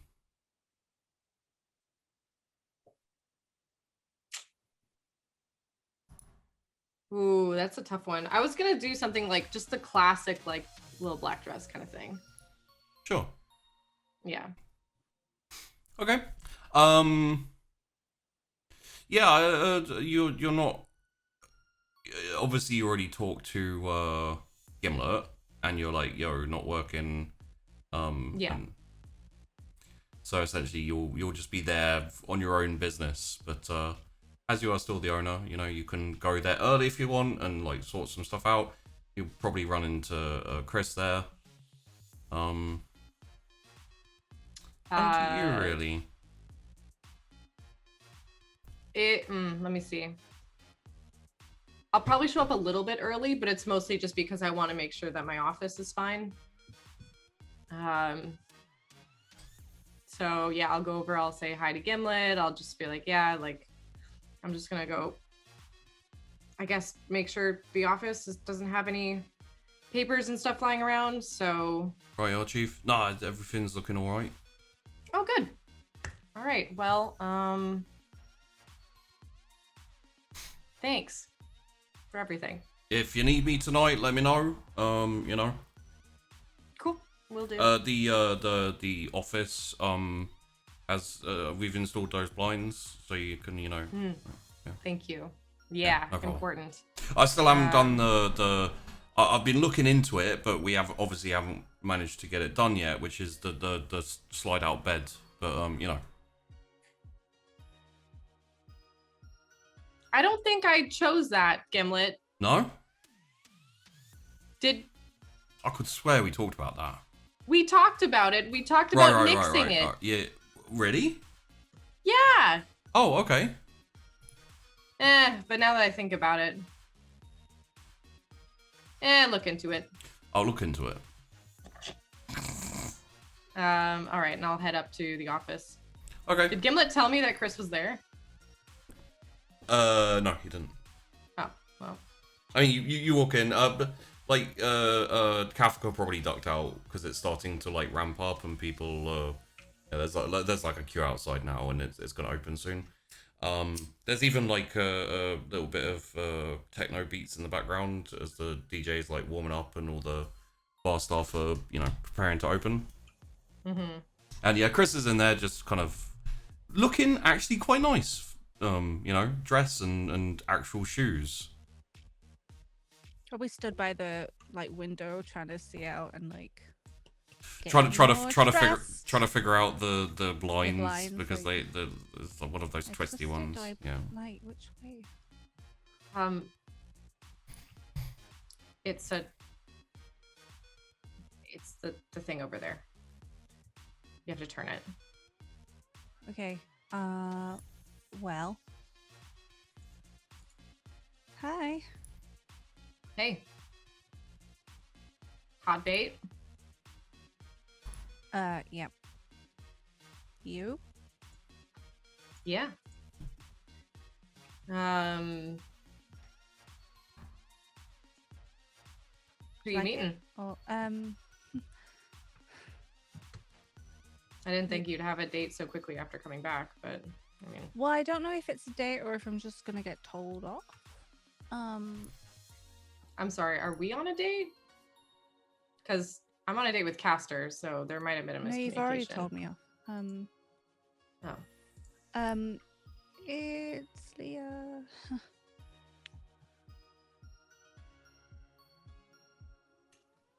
She asked.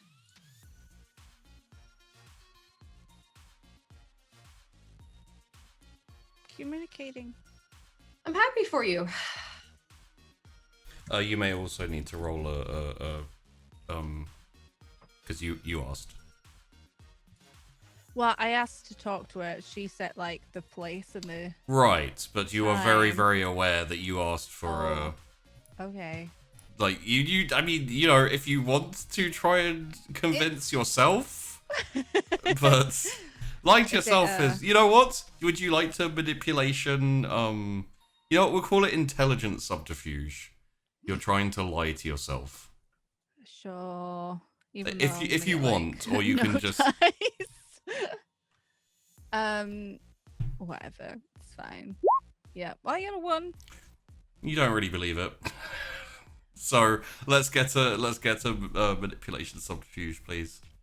If you'd like to divine through the awesome lying powers of Chrys, Tess, you I got another 1. Yeah, you can roll a wits insight. Okay. Yeah, I think I'll do that. Just Okay. Yeah, that's it. As is the trend, Chrys lies like crap, and you pretty much see like the truth.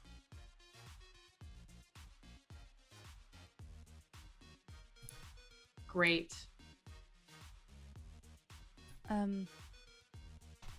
So, because obviously before I don't care. Do you actually not care, or are you lying? Does it matter? We're on dates. Well, Right now, I'm here to have fun with a very hot gangrel who is not you. So you can go ahead and go and hang out with my sister, who is, my sister. This is cool.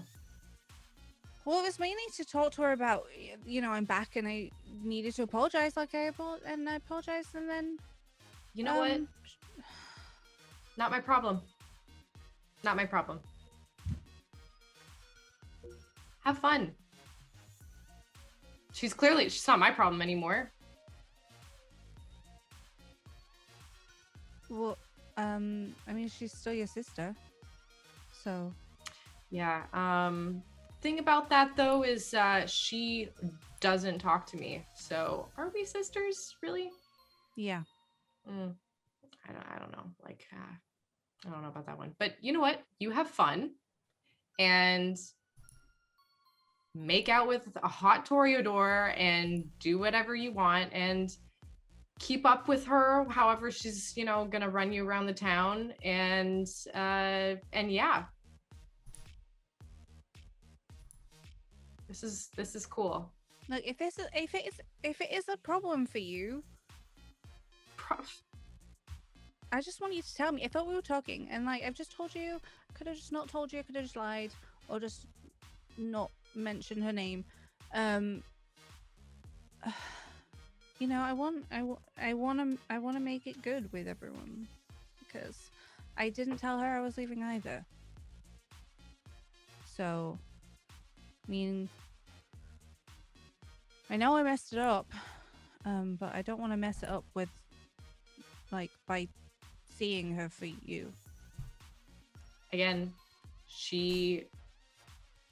I am no one to her, so it doesn't really matter. So you two go off and have a great time, because I basically don't know who she is anymore. And this is great because, you know, you two can get to know each other, and I will just, you have my blessing if you need it, which I honestly, you know what, don't even know if you do. So, yeah, have fun. I wasn't going to say with this insight, but I feel like Chrys may need it to discern where the anger is directed. Yeah, it's like, it's a little everywhere. Is she mad because I'm seeing her? Is she mad at, like, what's going on with her and Leah? Is it Yes. Fucking, I'm gonna re-roll 3. That's fair. Yikes. I got 2 at most. Three so like total. 3 total. I'd say that's enough to get some insight. I feel like the majority of anger, it's like probably like, and correct me if I'm wrong here, Tess, but sure. I feel like it's a mix of annoyance that you're possibly going to be getting on better with Leah than Tess is for the like foreseeable. The possibility of Leah basically being like, wow, that Tess is a horrible person and you like me, so let's go hang out. So maybe a little bit of jealousy wound in there as well. And also, of course, just not being happy with the situation with Leah currently. There's also the thing is like, because everyone's leaving kind of thing. It's Yeah. like, wow, great. So now my sister's going to steal my friend from me and I'm going to be left with nobody. Yeah. Fun. Love this situation. I'm not sure, like, on 3 successes, I'm not sure how much of that you get. It may just be like a vague feeling you're not sure about. But yeah. Yeah, which is kind of why I was like, well, I want to make sure it's good with everyone. If it is a problem, it's like, tell me. But, you know. Yeah, Tess is not able to even process this right now. Yeah, Like, she's just like, a lot. Great, and you're doing it at my club. This is borderline Like, throwing it Leah in my asked for- face. yeah, Like, that's probably why she's mentioned it. yeah. Oh no. Just be like, well, you're not having it in my office, so you're probably gonna have to go. I was just hanging out with. Okay, bye. Have fun. Chris, I'm gonna head down the like out of the office down the stairs and be like, oh, try get like some seating area or something in the VIP area, I guess. Okay. So we'll move forward in time a little bit to when your dates show up. The club is starting to be a bit more energetic. It's still kind of calm. It's early in the night. You know, some people are coming in, and just like taking seats and chatting, and you know the DJ hasn't ramped anything up at all yet. Castle does walk in first. He has almost styled his hair. essentially it is the same dreadlocks and etc., except for they're a bit neater, a bit more you know. It's like he you know dealt with them a little bit as opposed to before, like, you know. He's also wearing like a I'm choosing my words here. A very nice form-fitting suit. It looks a bit fuddy-duddy, you know, like closer to like smoking jacket slash you know, it's not stylish, but there are times, and feel free to make your own judgment on this. There's times when certain people, they can kind of wear whatever they want and make it look good. True. You know, it's like when you're really hungry, you look at a packaging for a candy wrapper and you're like, I don't care what the wrapping is, I just want to get into the chocolate.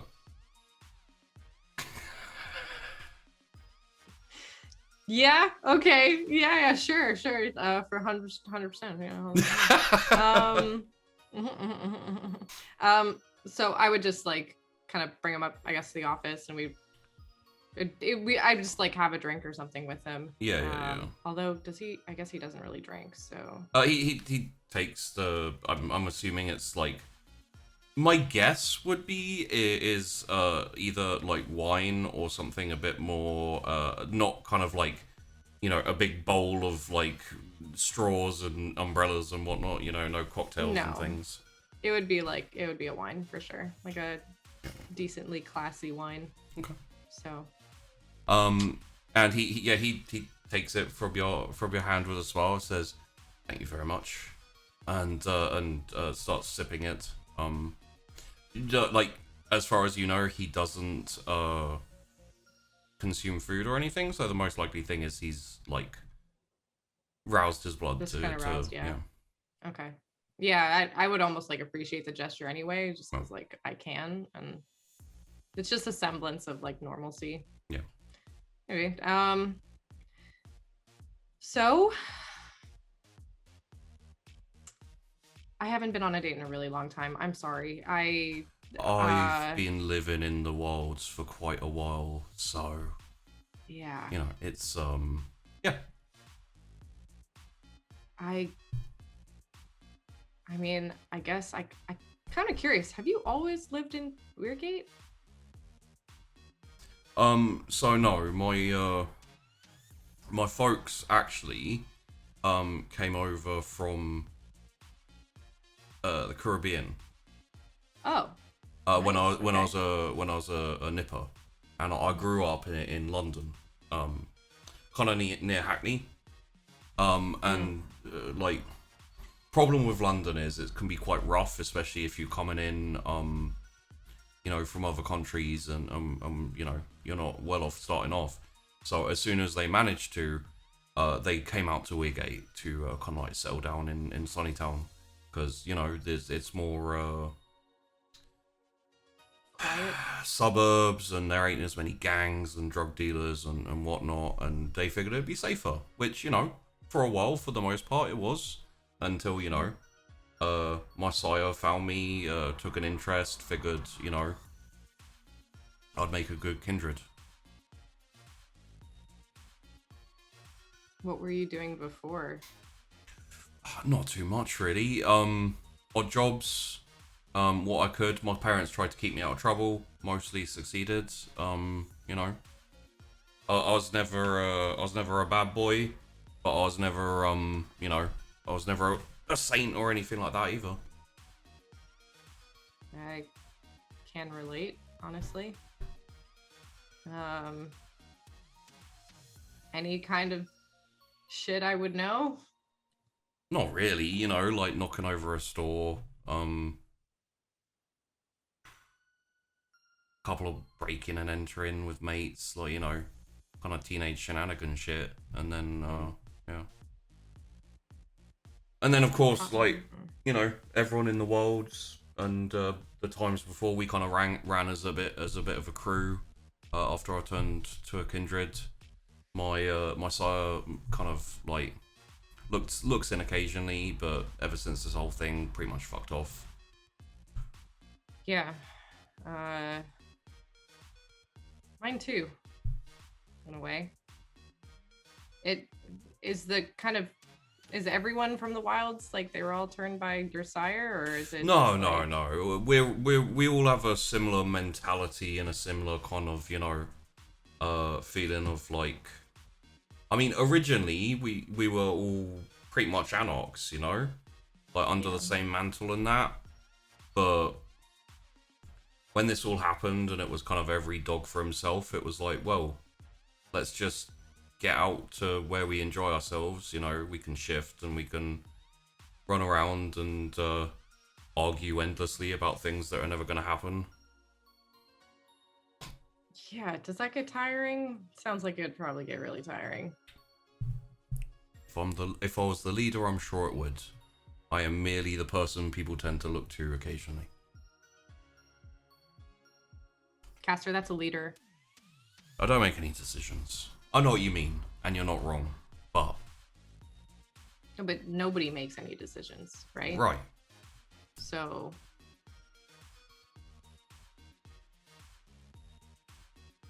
I mean, the thing about being independent like we are is if they try and have a problem with us making decisions as independent people, then there'd be a whole load of other problems, you know? So it's very easy for me to commit myself.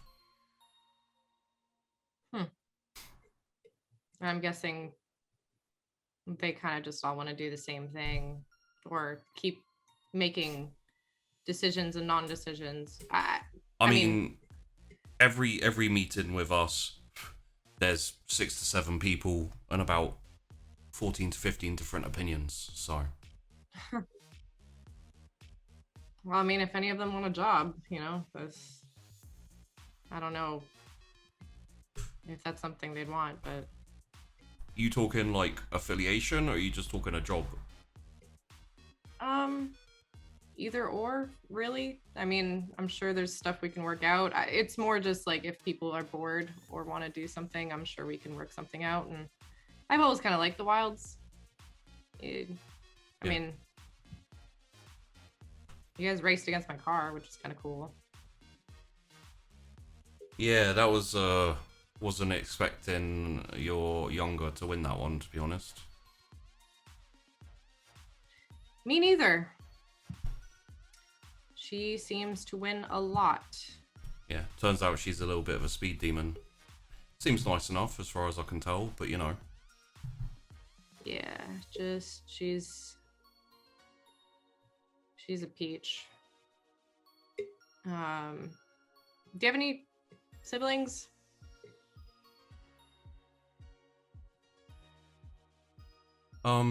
Yeah, somewhere. Like any non-kindred siblings? No. Well, I mean, yeah, but I don't keep track, you know. When I was turned, I died, you know. So. Right. There's times when that's easier, times when that's harder. Essentially, after a decade or two, you kind of get used to it, and you move on. You keep an eye on your family, you know, just to make sure they're all right. But wait, how long have you been a kindred? Sorry, is that rude to ask? I mean, you know, it's not necessarily polite, but it's also not really rude. Grey area, possibly. Okay. Also, in general, the type of places where the type of situations where that would be useful is where you're trying to get a political advantage over an enemy, as opposed to lightly flirting in an office of a club. So right. situation is more indicative than the actual question itself. Fair enough. Around the turn of the century, actually. So maybe like close to 20 years now. Damn. Wow. But I was turned around the age of 25, so luckily I got turned in my prime. That is, yeah, honestly, if there were any time to get turned, I'd rather keep, you know, this face instead of whatever kind of like ancient, well, I don't know, like I'd rather look good for the rest of my own life. Sure. So I get that. You look like you were turned a little bit younger. I'm sorry, I don't know when you turned yourself. 21, I think. 21? Is that it? Yeah. Yeah, 21. So How long yeah. ago was that? Like less than a year. You're probably coming up on your anniversary, yeah. Yeah, almost a year. Oh. Yeah. So happy unbirthday to me. That's a hell of a time to be turned, to be honest. Like, you know, like my first kind of 5 years or so was literally just nothing happened, and you know, just getting told to do shit by people older than you, and kind of keeping your head down. But Yeah, mine was not as fun. Definitely a little weird. My sire is dead at this point, and congratulations. Honestly, yeah. You all will obviously pick up the fact that he assumes your sire is a dickhead. Yeah, yeah. I was like, thank you. Yeah, actually, it is a really good thing. Me and my sisters, well, one of my sisters is thankful for it, and the other one is probably pretty heartbroken about it. So, yeah, kind of a split in the family on that one. Well, you know, you have an entire eternity to figure shit out. So, you know. I've had times when I've fallen out with someone in the wilds, or you know, before we were the wilds, one of my mates. Ultimately, a couple of years of coldness, or like you know, kind of ignoring each other, and then you work shit out. You know, it's interesting how the prospect of eternity means you kind of forgive each other, or don't, as the case may be. Yeah, I think my Kindred family has a history of holding grudges, so Might be the blood there. Yeah, I mean, if my sister's any indication, because you know it had been a while, and then you know now that my sire's dead, she's pretty happy. So I don't think I don't think that she'll forgive me that easily, but I also don't know. And at this point, I don't know if I even care. But I just want her to be happy. Kind of.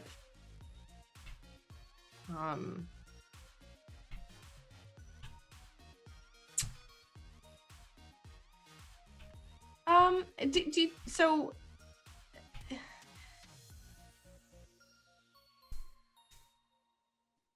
do you know anything about like werewolves? I know that's a kind of random question, but I remember like the first time seeing the wilds and everything, I knew nothing, and I was like trying to figure stuff out, and I mean, we tussled with one once.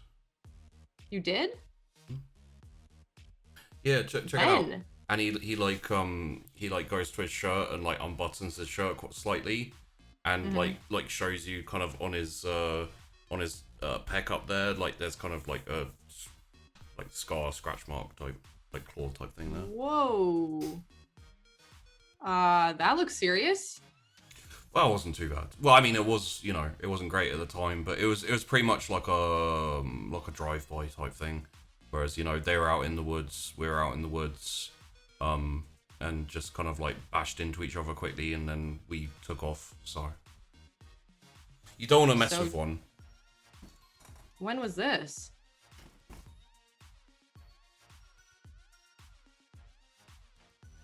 Like 11 years ago? 11 years ago.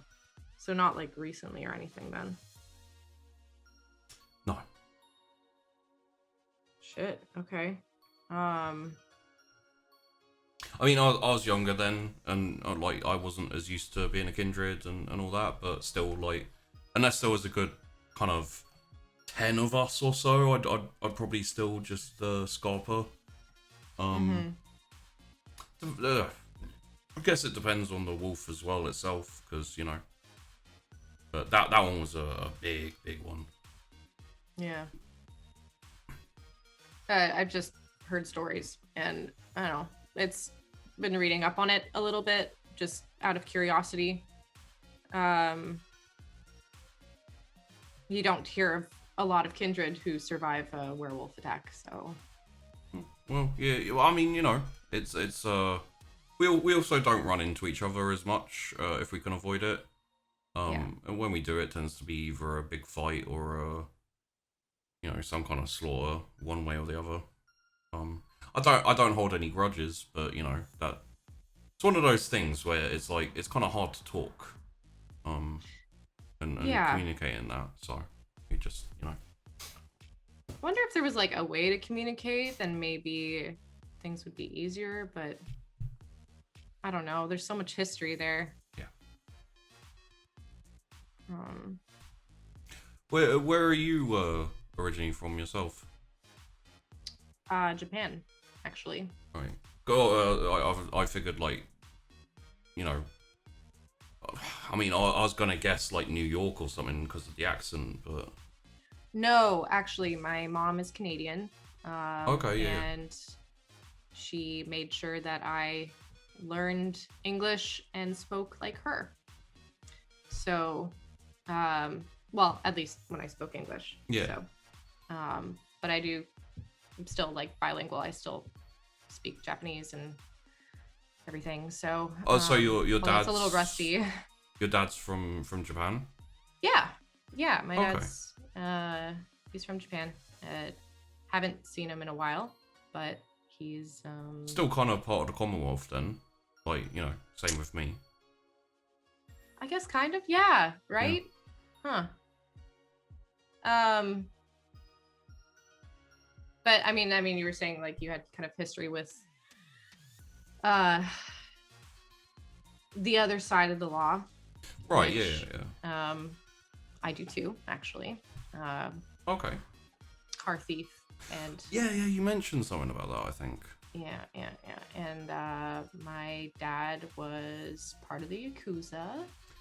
Oh shit. And then tried to get out, and then we came here, so now he's kind of like not around. Okay. He's still alive. Yeah. He's just, you know, you don't leave the Yakuza. Yeah, so. organized crime is a nice thing to get into until you wanna, you know, get out. Till you meet a nice Canadian woman who you know, maybe wants to start a family. Well, right. He wanted to start a family. So your mum's not so much with the crime and that? Well, you know, now that you mention it, maybe not as openly, but she does car stuff too. So. Oh, right. Yeah, what, like I doubt your mum still car, right?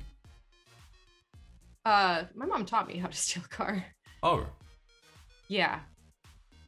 My mom taught me like everything I know. Okay.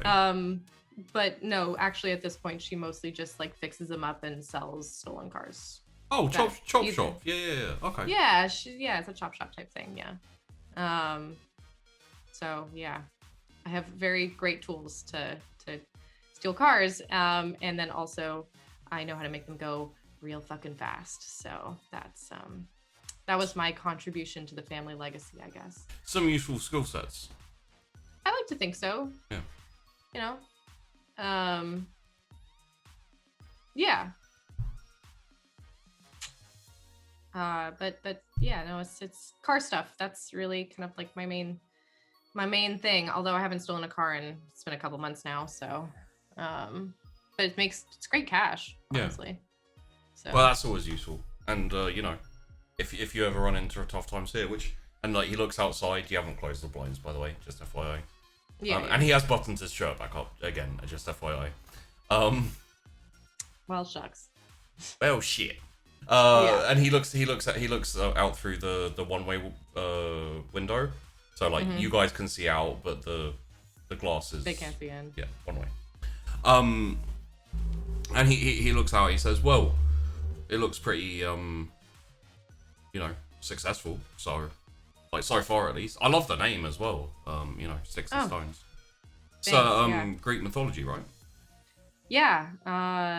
Yeah, the river Styx. I mean, we're on the river, and yeah, it was kind of like a weird spirity thing that I wanted to add in there. I don't know. It's a fun name. Yeah, If I no, look out it's, there, do I see Chrys and Leah?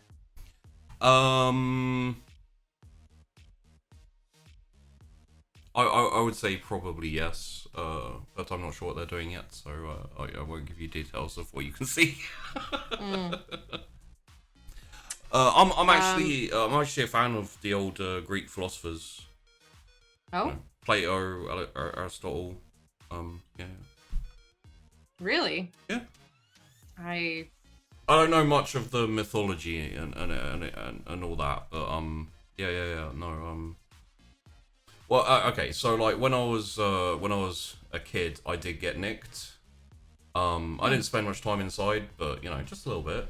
And yeah, when there's nothing to do, you start reading, and I always like reading anyway. So yeah. anything particularly interesting that stuck with you?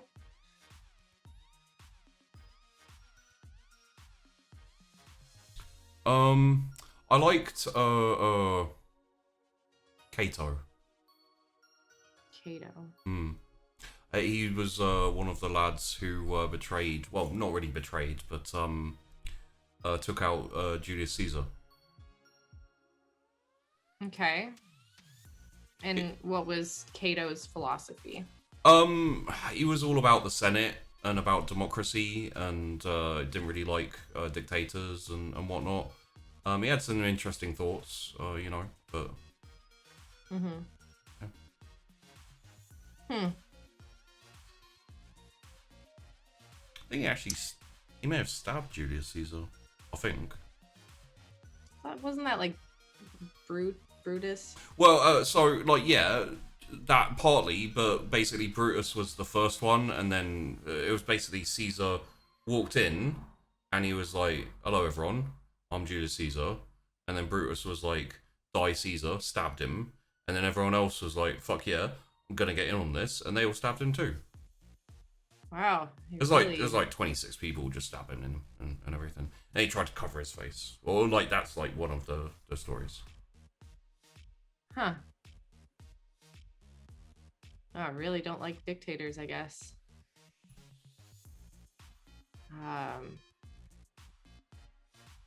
you ever wonder if like maybe Caesar, had a point though? Like with the whole, if I'm the only person, then maybe things will be okay. Are you asking me if I've ever wondered if maybe it would be easier just to take over the wilds and make them do what I tell them to? Yes to both? Yeah, Questions? sometimes. Yeah. It's tempting. I mean, it's always tempting, but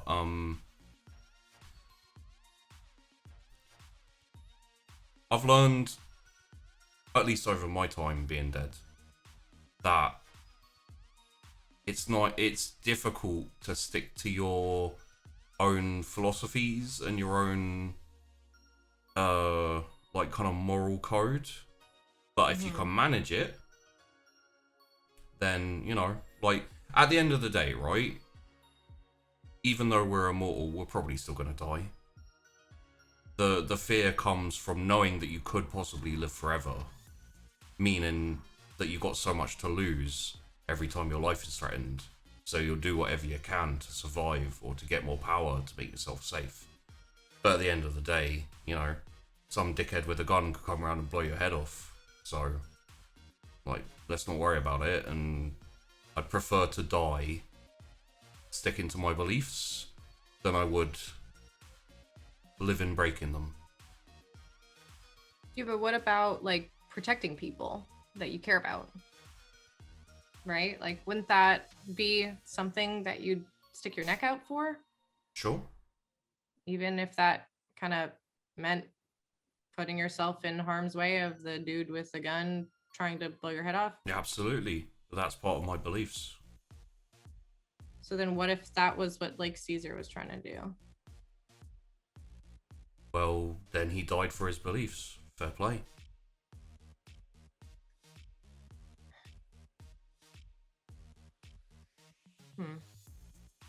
Put it this way. If someone came up to me with a gun to one of my mates' heads and said, kneel down and serve me, I'd let them die. And then die myself. Because I'd rather live by my beliefs than live on... I'd rather die by my beliefs than live on my knees.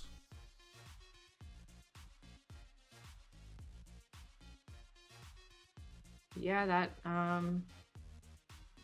okay.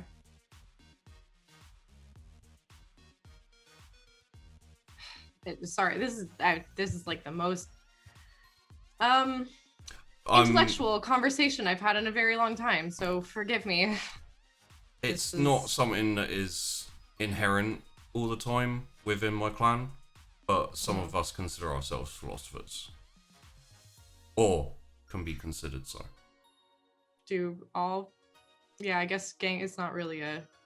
There's a lot of them. Like, you know, I love Andy, but she isn't the most interesting of conversationalists. She likes to punch, bite, or kick things if they confuse her, so... Yeah. Do you have a few who run away from their problems? They're more often run at, headbutt, you know, all that stuff. Huh.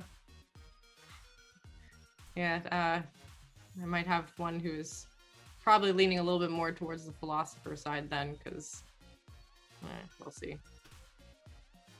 Is that Ever have a pacifist gangrel? I mean, like, that's... Oh, yeah.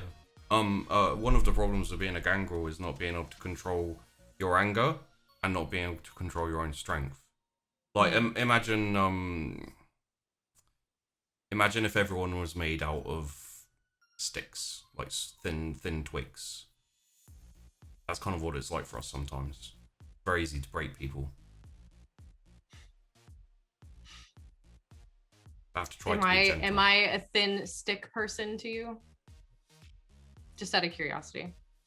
I haven't had the chance to try and break you, so I wouldn't know. I'm curious. I haven't gotten into a good scrap in a while, so it's kind of... Do you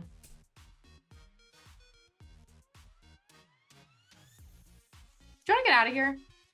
Sure. Where we going? Let's go to the woods. Okay. Yep. So I will...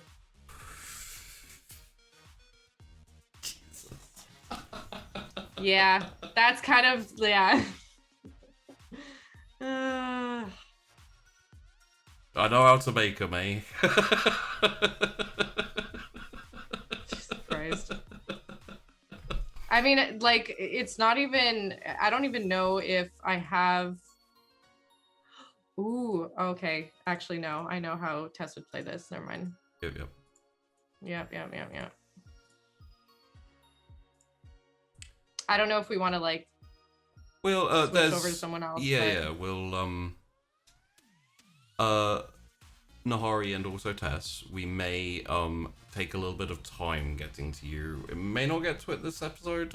It's all good. Hopefully you're okay with that. Yeah. Things have extended and gone. We've had Sorry. we've had a classic sun-kissed extension of roleplay. So I am loving just watching both of you guys go through this stuff. So it's all good. Okay. Chrys.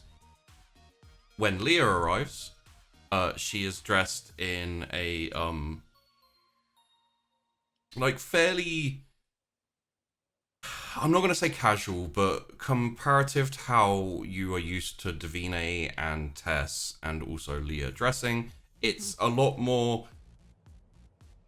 You could take a guess that she is trying to align her like dress style a little closer to Chrys to not like stand out a little bit. That's so sweet. She's not so mad at her. It's good. And she, when she sees you, she smiles and waves and walks over to you and like hugs you and kisses you on the cheek and says, "Hey!" Wait, oh, wait, sorry, one sec.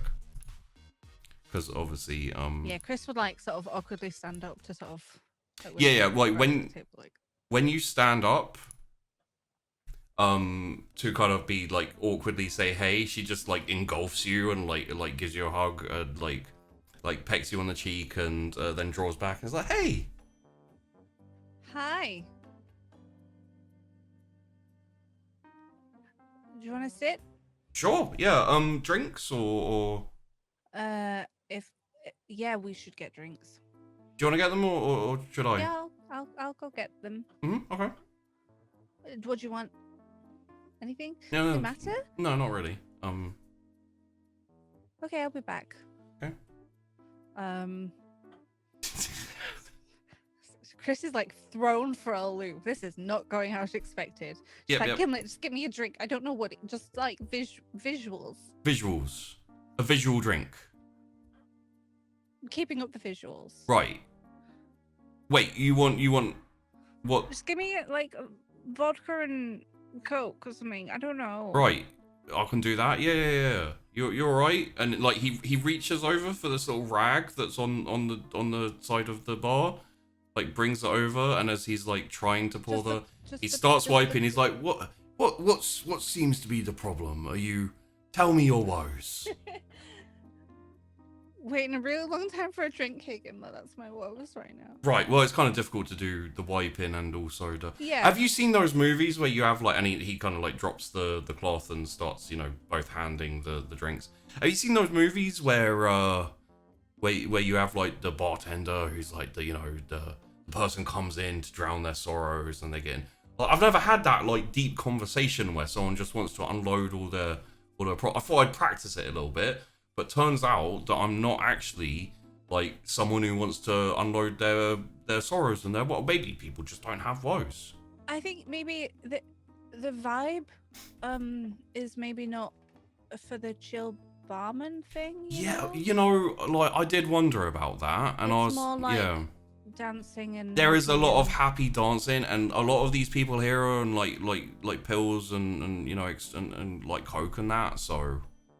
Maybe you just need like a pub as well. Right. I mean, could be a good idea. You could have like the pub over the road where people go for the pre-drinks and that. You get the money from there, and then they come over here, and then and then you kind of turn that into like a chill. You could maybe have it be a restaurant to begin with, and then it slowly goes into like. He's completely stopped. Can I have my drink? Drink, right? Whiskey, yeah. Sure. Okay. And he pulls you up to well, he's already done one vodka and just like give you some drink. Yeah, and then he goes and does the whiskey. JD, yeah. Oh. It's a club. It's JD. I know. Yeah, I mean I think like you do well in a pub. Right, I think so too.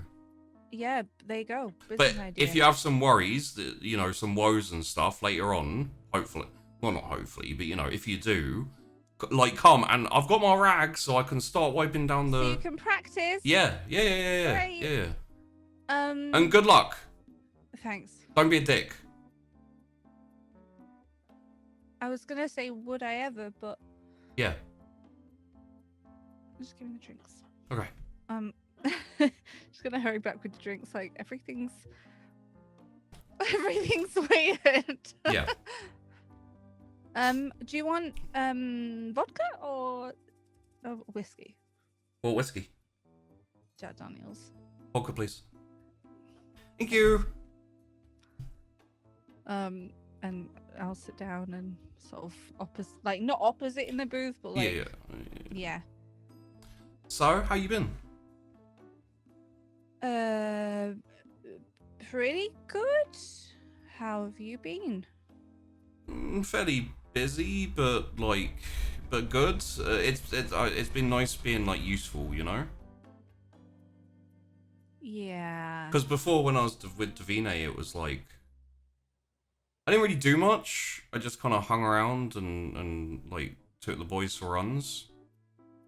You the ones that you broke? Yeah. Yeah. Been breaking people recently? No. Just delivering messages and helping out around the clubs and the shops and everything. When I can. I worked. Get this right. I worked as a the people who like sell you clothes.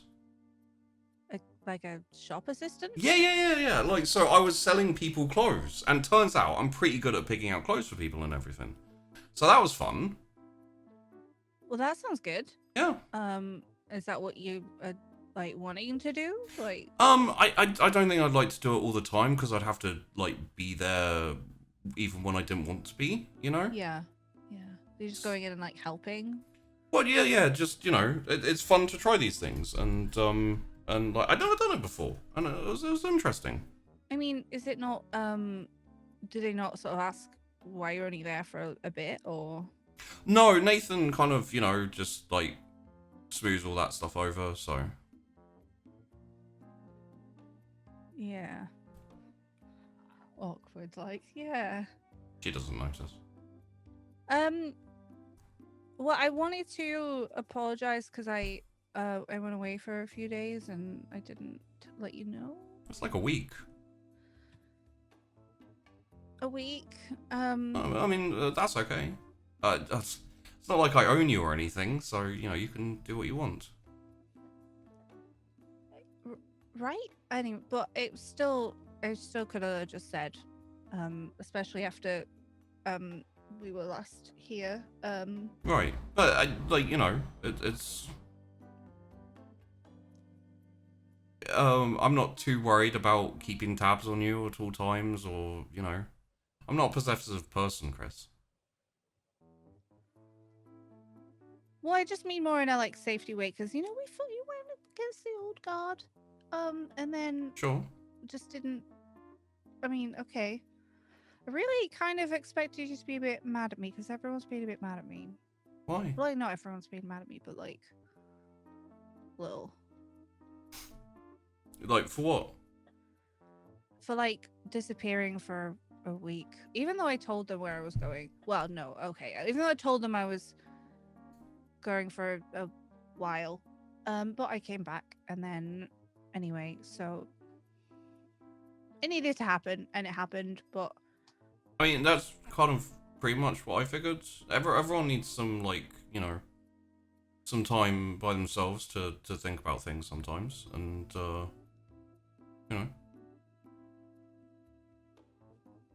You alright?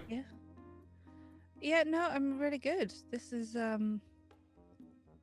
really expected to be shouted at, so it's quite nice to not. Thanks, I guess. You don't really need to thank me, but you're welcome. As I also guess. Great. I mean, well, it sounds like things are going well for you with Nathan. Well, yeah, no, like, obviously I was kind of upset when I found out that, Andy, what's the name of your sire? Michael, thank you. Michael, yeah. Obviously, it was really shitty when I found out that Michael was killed. But, like, I don't know, I chatted with Nathan about it, and he made me realize that I'd kind of been idolizing him without actually knowing him, Like, he did some really messed up things, and, like, he put them in perspective for me at the time, that they weren't bad things, and, And like after talking to Nathan a little bit and just like going through it a couple of times, like I realized that I was really grateful to him for kind of releasing me from all my ties as a human, and so I kind of wanted to believe him, instead of like actually believing him, and like a lot of me post turning was very, very like euphoria and just finally free, and you know, just kind of enjoy myself. And I realized I needed to like just calm that down a little bit, and like get some perspective on everything, because I really hadn't thought about it before, and you know, and I was always clashing with Davine and everything, so yeah. Yeah, I mean, have you spoken to Davine or Tess since? I was actually hoping to speak to Tess a little bit tonight, but I think she's gonna be angry at me. I mean, Tess is on a date, so maybe not now. And also, I might have made her a bit angry as well, so maybe not tonight. Oh, if I see her, I'll just kind of yeah, no, I mean, I think she wants to talk to you, and I think like she definitely wants to like reconcile, but she thinks that you're mad at her, so she thinks that you don't want to talk to her, right? Well, I mean, I was, but it was kind of just I guess it was just a reaction to everything. Like, it did also really hurt when she basically said I betrayed her. Yeah. And then there was all the thing with Davine and wanting to kill Michael, which I get a lot better now. Turns out often sires are assholes. Not something I knew. Yeah, sometimes they're not. Apparently, also. I feel like we're a little opposite experiences here. Yeah. Like I thought mine was a huge arsehole, and I wanted him to croak. And he's not. Well, I mean, he's still a bad person, but kindred-wise, he's not. He made me a bedroom. I don't know. It was all very Made weird. you a bedroom. Yeah, it was very pink. Ooh, that sounds pretty. No, What can I say? Very pink. It's just off. It's not in the city. Right. Don't break into that one. Into what? Into that bedroom. I don't know. I was making a joke. Oh, okay, yeah. Is it near here, or is it just?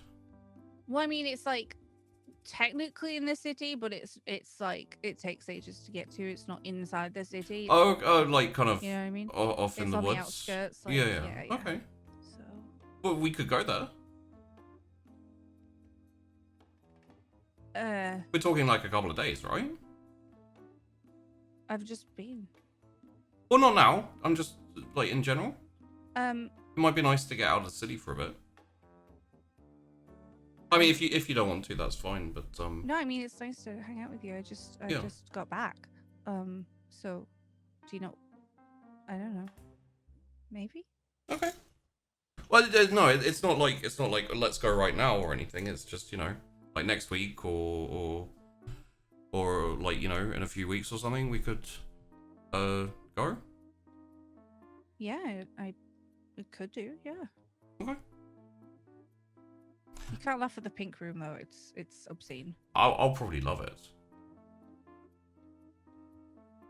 Yeah. Yeah. Yeah. Okay. Cool. Well, that's good. Are you sure it's good? I don't want to like press you into anything here. I don't know. It's not really like my place. Right. So I don't know if it's. Whose place is it? It's my sire's. It kind of makes it your place, doesn't it? Well. Is he living there? He's out of the country, last I heard, but that was a while ago. Okay. Well, you could text him and just ask if he'd mind. It's like asking my dad if I can bring someone home. Yeah.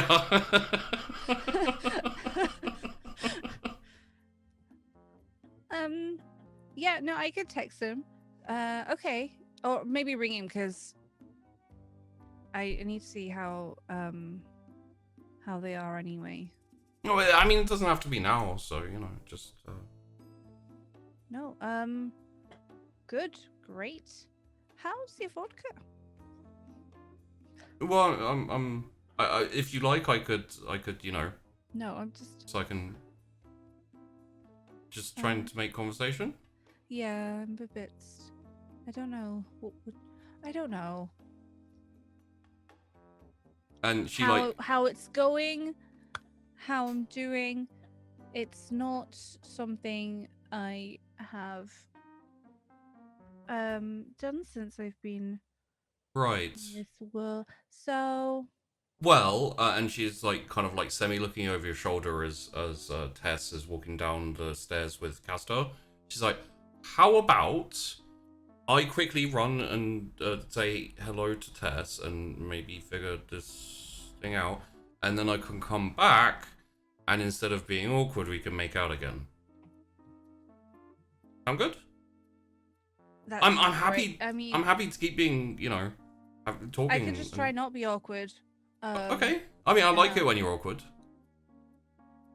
Thanks. Yeah. Go catch Tess. Okay, you think about it and let me know when you get back. When I get back. Okay. Yeah? Poor Tess. Poor Chrys. Yeah. Yeah. And Tess, you see Leah kind of start walking over to you reasonably quickly, and then kind of slightly hesitantly slow down. You make eye contact, and there's a slight timidness there. She wants to come and talk to you, but she's also worried to... She raises her hand and... Can you give me a second? Sure. Just before I go. Sure.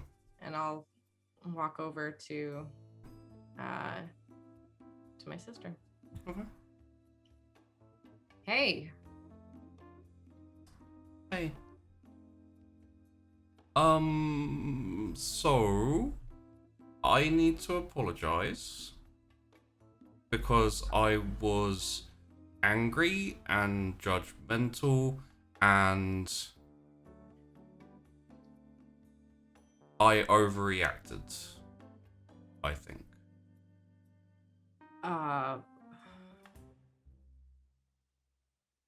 Wow. Okay. Where is this coming from? I've been staying with Nathan Fortuna. We've had a few chats since I've been staying there, and he made me realize that I've been unfair to you and Davine. And I've essentially been childish. And just because I'm technically the youngest sister in both chronological age and temporal? No, not temporal age. And I'm sorry. Nathan Fortuna helped you to this realization? yeah.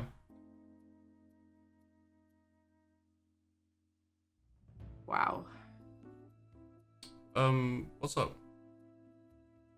No, nothing. Just surprising. I realized that I was kind of a dick, and I put stuff on you which was my own problems and my own frustrations, and I shouldn't have done that.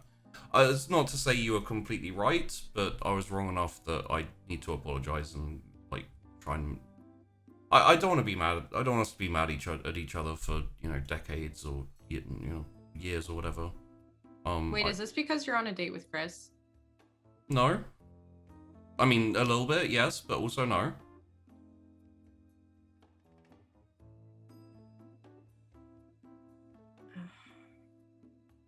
Well, I thank you for the apology.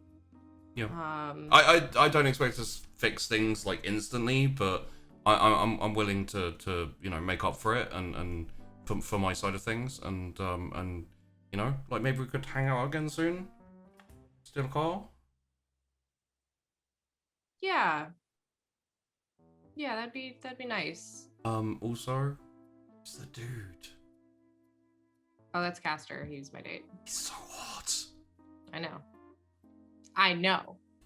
Like, is this like, have you planted your flag completely? Because I'm just about to. Okay. Okay. You know the strat, like when we went to bush parties, Yeah. where like we'd go and like, you know, just tussle with the dudes, and then yeah. That's the strat. Oh, good luck, because he looks pretty beefy. You know, the type of beef that you'd really want to sink your teeth into. God, now I want a burger. I mean, don't yours? Yeah, kind of, honestly. Oh, get Chrys to tell you about the amazing burgers that she got me. Okay. Yeah. Also, if you fucking hurt her, I will kill you again. Ditto. She's the one who hurt me. She's really upset. Look. I don't want to start an argument, but someone has to start mending the bridge, and there's no reason it can't be you. Make the first move. You're good at that. Oh, thanks. Yeah. I mean, you're you're literally about to jump a dude, so you know. Sorry, God, sorry. I'll leave our place for you two tonight. Oh, thank you. Yeah, just. I mean, I'm not looking to, you know, jump mine, so I don't know, we'll see. Since when do you take things slowly? Chrys is nice. Yeah. I guess. Also, she's your friend. You shouldn't be encouraging me. You're my sister. So? Yeah.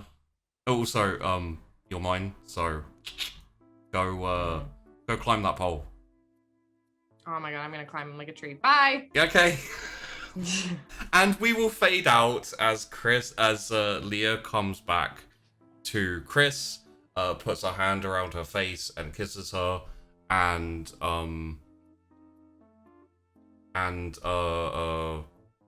Tess and Castor, go bang! essentially go out to try and see who is stronger. You can roll if you like. I will tell you right now, Castor's probably stronger. Oh no, I was definitely gonna cheat. Oh, okay. Interesting. Yeah. I was going to the plan was attempt to fight him, be terrible physically, but then eventually use presence and irresistible voice to be like stop, and then basically like, yeah, jump him. Okay. Yep. Just cause that like you know, like cause that momentary like forced stop where it's just like boom, and then that like throws him off rhythm, and yeah, and then then I'm actually able to like at least counterattack or something, you know? Yeah. So okay. Anyway, yeah, that would be the idea. Chrys, you end up awkwardly chilling and chatting with Leah for a few more hours. Tess, part of the reason we're ending the episode here for today is because Tess, you're doing what you're doing, and yeah, we don't need to go into that. Okay. A little bit later in the night, which we'll come to next week, you both get a text from Nahari that says, "I'm at a rave with some friends. Come and join me." Smiley face, boozy alcohol drink, and etc. And I think we will see where that goes next week. So there we go. Well, everyone, that was an interesting episode. Yay! So much happened. So much happened, but it was just like a huge chonker RP that we managed to find ourselves in. Yeah. It was so I good. feel like I want to apologize for taking so much time, but I don't because it was good and I No, it enjoyed was Yeah, so no, good. it It was- was so good. Take it. Yeah. Yeah. We will start with Tessachka. Sorry, I always do that. I like say it, and then I'm like, I know that's wrong, and then I say it right. Tessachka and Nahari, because unfortunately we didn't get to you today. Hopefully you just had fun Yeah, watching oh my these God. two go absolutely Sorry. bananas. 1000%. There were Um, so many good moments. Mm. Yeah, that was awesome. And I think we're probably going to be starting with Nahari next week, so you'll get a chance to make them watch you be awesome, which will be fun. But yeah, how you doing? What did you like in the episode? You can talk like you're free of this episode. You can just talk about all the things, anything you want. Okay. Well, so there were like so many good moments, but my mind is so blown by self-aware Leah thanks to Nathan. Like what? What? Mind blown. Mind very, very, very, very blown. But yeah. I mean, so when you use your powers for evil a lot, it doesn't mean you can't use them for good. You know, kind of thing. True. Is it for good though? I'm always sus. Deeply Okay. suspicious. Yeah. Yeah. Eh. It's so sweet though. Like there's so much good that happened. Like Tosh had two. So Tosh had a moment in the beginning that was really intense and good. And then like Vandy had some really, really, really, really good moments with Caster. The whole way that conversation went was not super expected at all. That was really and that was really interesting, yeah. cool. And then Leah and Chrys are like my favorite couple ever in our shows. It's so cute. Cute.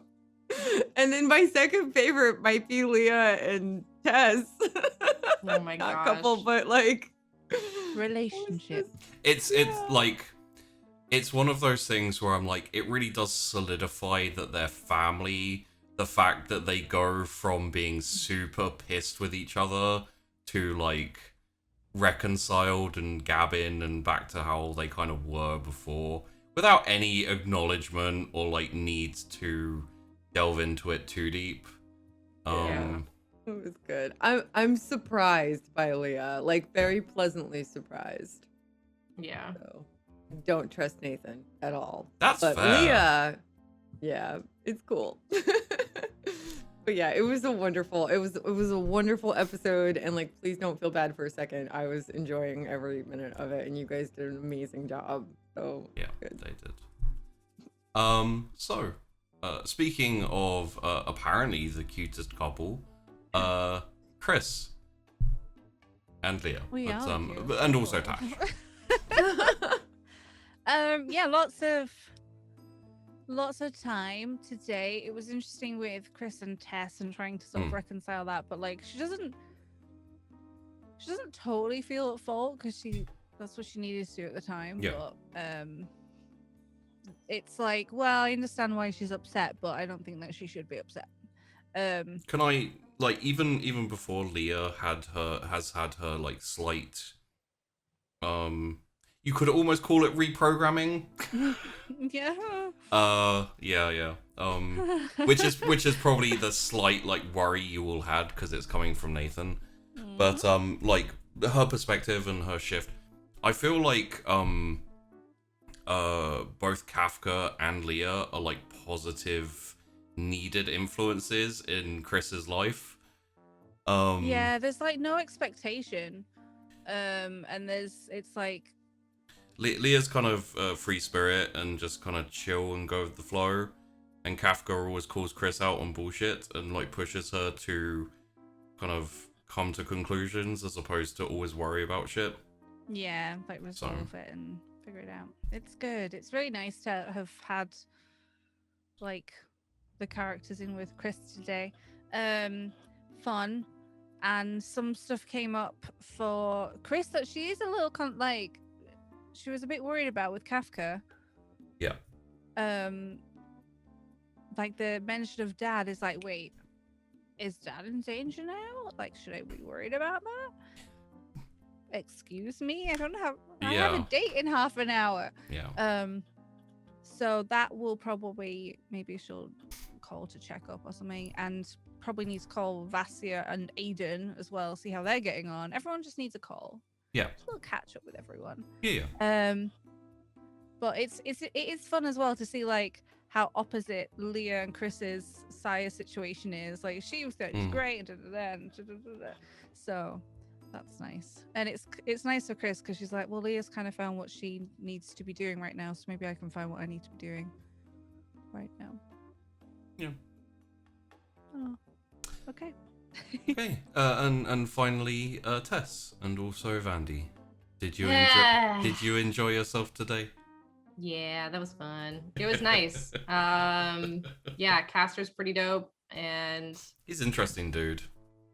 yeah, like he's so chill that like meanwhile Tess is like still scheming and everything, or like has a really hard time turning her brain off. So then, you know, you have someone like Castor who's just like, yeah, I just fucking do whatever, you know. But like he still has his morals, whereas like Tess is like, I'm always doing something, and also my morals are very flexible.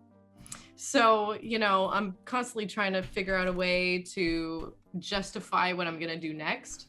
Yeah. Which was really prevalent this episode, like with what she wants to do, trying to see if it's something that she can do. But yeah, so we'll see. Yeah. Like, I don't know if you feel the same way. Is there a small part of like Vandy who's like, man, Castor's too good for Tess? like Yeah. you know, he doesn't deserve that drama and craziness. It's less about that and more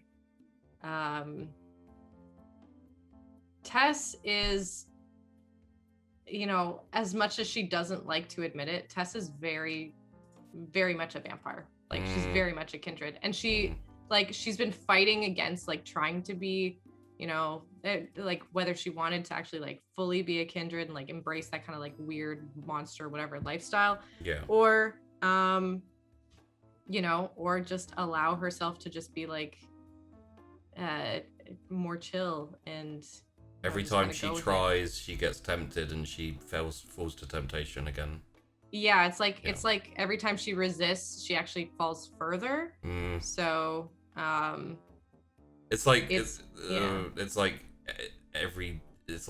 a Lamia situation in The Office played out over and over again. Oh my god, yeah. It's hard for her to like learn from that too, because it's like, you know, in her mind it's just, oh, I just got to work harder to make sure that I can figure this out. And then she lets her guard down, and suddenly she's been tempted, and she's, you know. Yeah. It's. I do really enjoy it. It's been a really fun. And like regression. It's really interesting because you get to see like all of where Tess is now. You can track back to earlier incidents, like, you know, before we started Sunkissed, the kind of backstory of Tess and everything.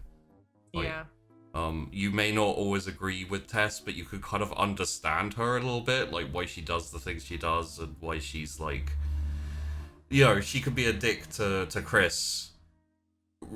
Like there's wrong on both sides, but she could be a dick to Chrys, and you could be like fear of abandonment, a little bit of panic, and also jealousy of like possibly having Chrys being taken away by her sister, and you know, etc. Incidentally, just as a piece of fun thing, I'll tell you momentarily, but can you guess where Castor's from? You said he was from Jamaica. Caribbean.